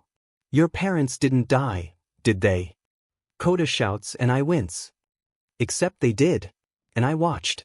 I reply, and his eyes widen. What? He asks, and I sigh, kid, your case isn't unique. You lost both of your parents to a villain. A lot of kids do. You need to realize that. I say, looking at the boy, who looks back at me. Koda mutters, looking away. Your parents don't want you to live your life in fear. Wouldn't want you to do this to yourself. You're the son of two well-respected heroes. Maybe for the wrong reasons, but nonetheless. I say, and he glares at me again. How do you know what my parents want? He asks, Izuku 𝐒𝐮𝐦𝐦𝐚𝐫𝐲 fair Livian the light and happiness. My mom's dying words to me were to live in the light, in happiness. And I'm willing to bet a lot of money that your parents' last thoughts or words were of you. I say, looking up at the sky. What do you mean? Coda asks, a lot of people, when they die, their thoughts trail to their loved ones. Mother, fathers, siblings, relatives, lovers, kids. Your parents died side by side, arm in arm. They had one another. Meaning, more likely than not, your parents were thinking of you. Their only child. Their worlds. I reply, and then sigh, looking at the smaller boy as I feel my eyes water. When men die, it's one of the worst things to see. It's even worse to have to do it to someone. We, as humans, are not well equipped to handle death. And no one should be numb to it. My point of all this, I guess, is this. Don't become someone so cynical you can't see the good. You have a loving aunt. Mandalay, Pixie Bob, Ragdoll, and Tiger all care for you. You shouldn't hold on to the past. Remember the past, remember your parents, and for all I care, kid, grieve. But don't let it hold you back from becoming something more. I say, and glance at the kid. Eat that stew. You could use the protein. I say, then begin to walk off. As I do so, I feel a few tears fall. Let the dead rest in peace, and let the legacy they leave behind never fade. I roar for what seems like the 1000th time, charging Tiger, who narrows his eyes. Come on, boy. Tiger shouts as I throw a feint of a right hook, then throw a left high kick, which I barely miss. Tiger takes that opening and shoulder checks me, sending me rolling on the ground, kicking up dust. You need to be better. I don't care if you're sore, give me 130%. Got it, boy? Tiger roars as I spit BLD from a cut inside my lip. FL. Yes, sir. I shout, getting back to my feet, if a tiny bit unsteadily. It's the 3rd day of our little training camp out of hell, and everyone is beginning to feel the strain. People are slowing down but still pushing through the pain and getting better. Personally, I'm covered in bruises, scrapes, and I'm feeling the beginning of a black eye appear. I'm also sore all over, but that's beside the point. Keep working. Tiger shouts at Shishida, the fur-covered member of 1B, who looks ready to pass out. Yes, sir, Shishida groans as we continue to work through the exercises. Out of the corner of my eye, I see Kyoka attacking the rock she's been tasked with slamming her jacks into, chipping pieces of the solid stone off. Gritting my teeth, I refocus my attention to the workout. But I yet again find my gaze drifting towards Kyoka. I keep flicking back to Tiger, to see if he's noticed, but he hasn't. As I continue to watch, I notice her begin to sway on her feet. I feel my heart rate rise even higher. Then she begins to fall. I react. Ignoring the shout of Tiger, I force my quirk to the 5th level and explode away from the group, creating both a dust storm and a crater in my wake. Slamming a foot into the ground, I slow down, catching Kyoka before she falls, and I raise a leg, letting it hit the rock in front of me, cracking the stone. Damn! Boy's popping off. I hear a voice, I think Kaminari, say as I look down at Jiro, who's delirious, eyes staring at me, trying to focus on my face. Please take me, prince, Kyoka mutters, and I practically hear Mina's gears turning in her skull. Ugh. Fantasy, well, fantasies. She crows, and I glare at her. Go get Kirishima to deal with that, not me. I ain't your prince. I reply, getting a better grip on Kyoka, carrying her bridal style. Midoriya, you need to get back to your training. Pixie Bob says, jogging up to me, but slowing down when I shoot her a glare. You made no move to catch her. I did. Now, if you'll excuse me, I am going to bring her inside, because you clearly cannot do your demon job. I snarl and she frowns. I was distraught. Weren't doing. As much as this should be a tough training regiment, no one should be passing out, much falling after passing out. I snarl, cutting her off, and she frowns even more at me. You shouldn't be talking back. Aizawa might not like that. She notes, and I laugh. I'll deal with Aizawa later. Besides, I'm out of to give right now. I'm sore, I'm tired, and my girlfriend just passed out due to you not paying attention, so get the off my case before I run yours. I snarl, glaring at her, then turning around and carrying Kyoka inside, towards a small medical bay. Pixie Bob, I mutter, setting Kyoka down on a bed, as I rummage through a container full of medical supplies. Let's see. Yep, kinda need a thermometer. I check her temperature, and find it to be not quite heat slide letter, but still bad. Groaning, I grab a washcloth, soak the cloth, and after wringing out most the water, place it across her forehead, trying to keep her a bit cooler. Problem child, what are you doing and why aren't you outside? Aizawa asks, helping Kyoka, refer to my previous answer. I reply, staring up at the man, who stares right back, why do you insist on doing everything in your power to annoy me? He sighs, and I shrug, this isn't my fault. Pixie apparently can't tell when someone is about to pass out. I'm just here, making sure she isn't getting worse. I reply, and Aizawa looks at her. Heat slide? He asks, and I shake my head. Not hot enough. Probably just a combination of exhaustions, dehydration, and maybe heat exhaustion. I reply, and Aizawa sighs, problem child, go back to your training before I force you out. I can handle her. Aizawa says, and I sigh, then look at him. If she dies, I am going to kill you. I say, then walk back outside, and back to Tiger. You ready, boy? I expect 150%. Tiger growls, and in response, I pull off my shirt and flare my quirk all the ways. How about 175%? I ask, and Tiger smiles. Correct answer. Now get to it. Yes, sir. Hours later, you feeling better? I ask Kyoka as she sits next to me for dinner, and sighs, then leans her head against my shoulder. Thankfully, she seems not to feel the pistol I have at my hip in a holster. I feel like absolute SHT, but other than that, yeah. She groans, and I chuckle, then put an arm lightly around her shoulders. Well, you're here, that's good. You had me worried for a bit. I say, and she sighs. I would say I don't like it, but you're too cute, she says, and I feel a tiny bit of heat rise to my face. Are you sure you aren't still delirious? I ask, and she chuckles. Yes. Believe me, I am not delirious. You are cute. Handsome too, she says, and I sigh, then kiss the crown of her head. If only you accepted compliments that easily, I mutter, as she takes a small bite of the soup a certain blonde-haired explosive boy made.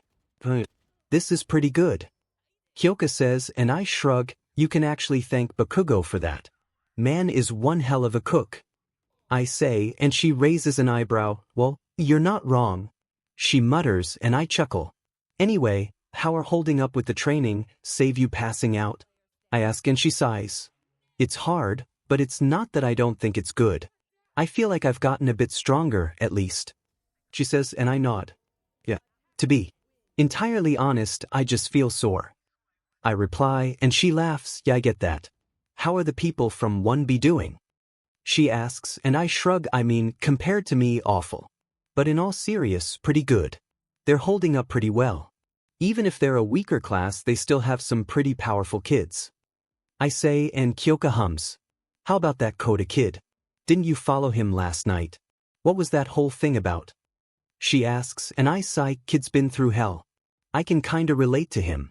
I don't think he's a bad kid, really, just jaded.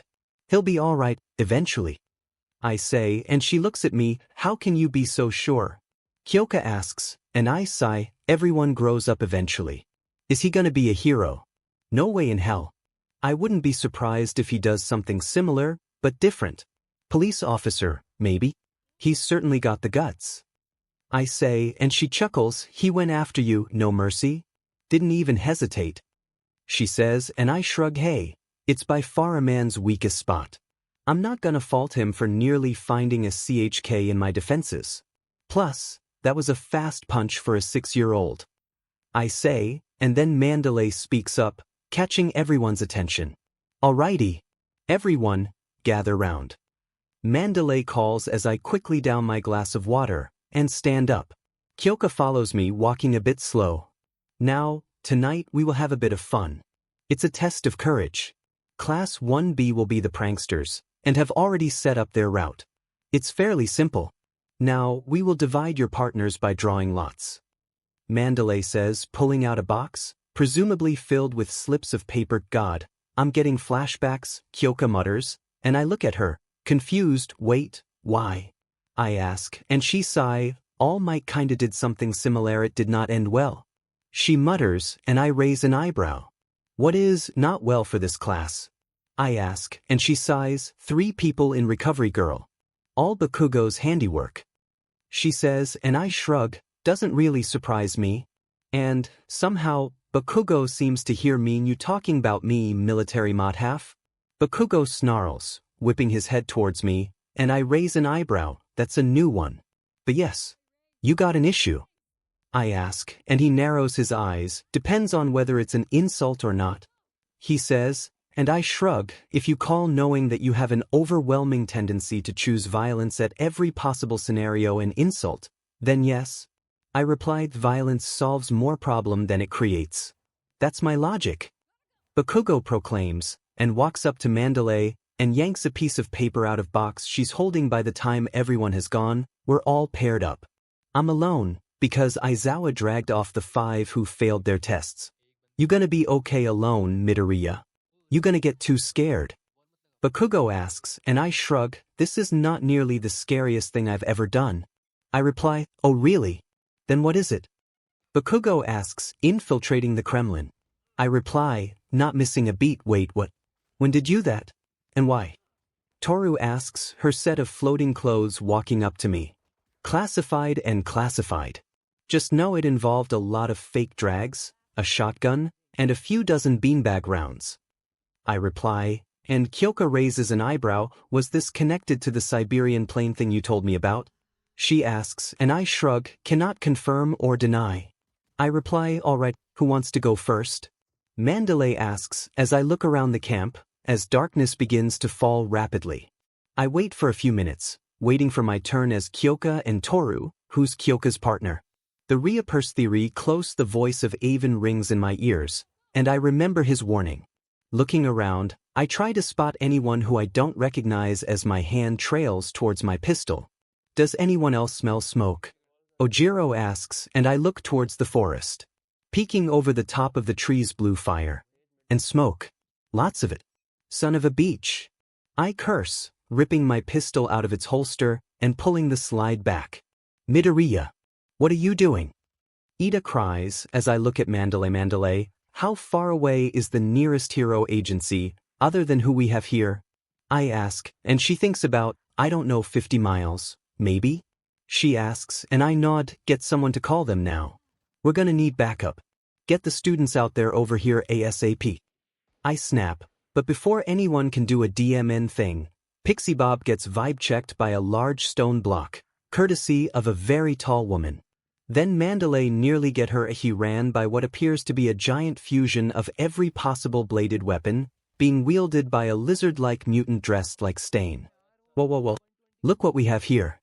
A pair of useless pros, and a kid with a little pisto dash.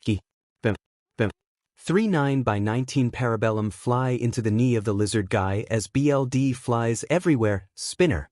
You're gonna pay for that. Berdashed. The woman is tackled by Tiger before she can finish her sentence, as 𝐒𝐿𝐴 looks at me. Coda, where's Coda? She asks, and my eyes widen. I know. I'll be back. Keep them occupied. Get my class and schoolmates to safety. I say, then take off towards the cliffs. It either means war, food, or destruction.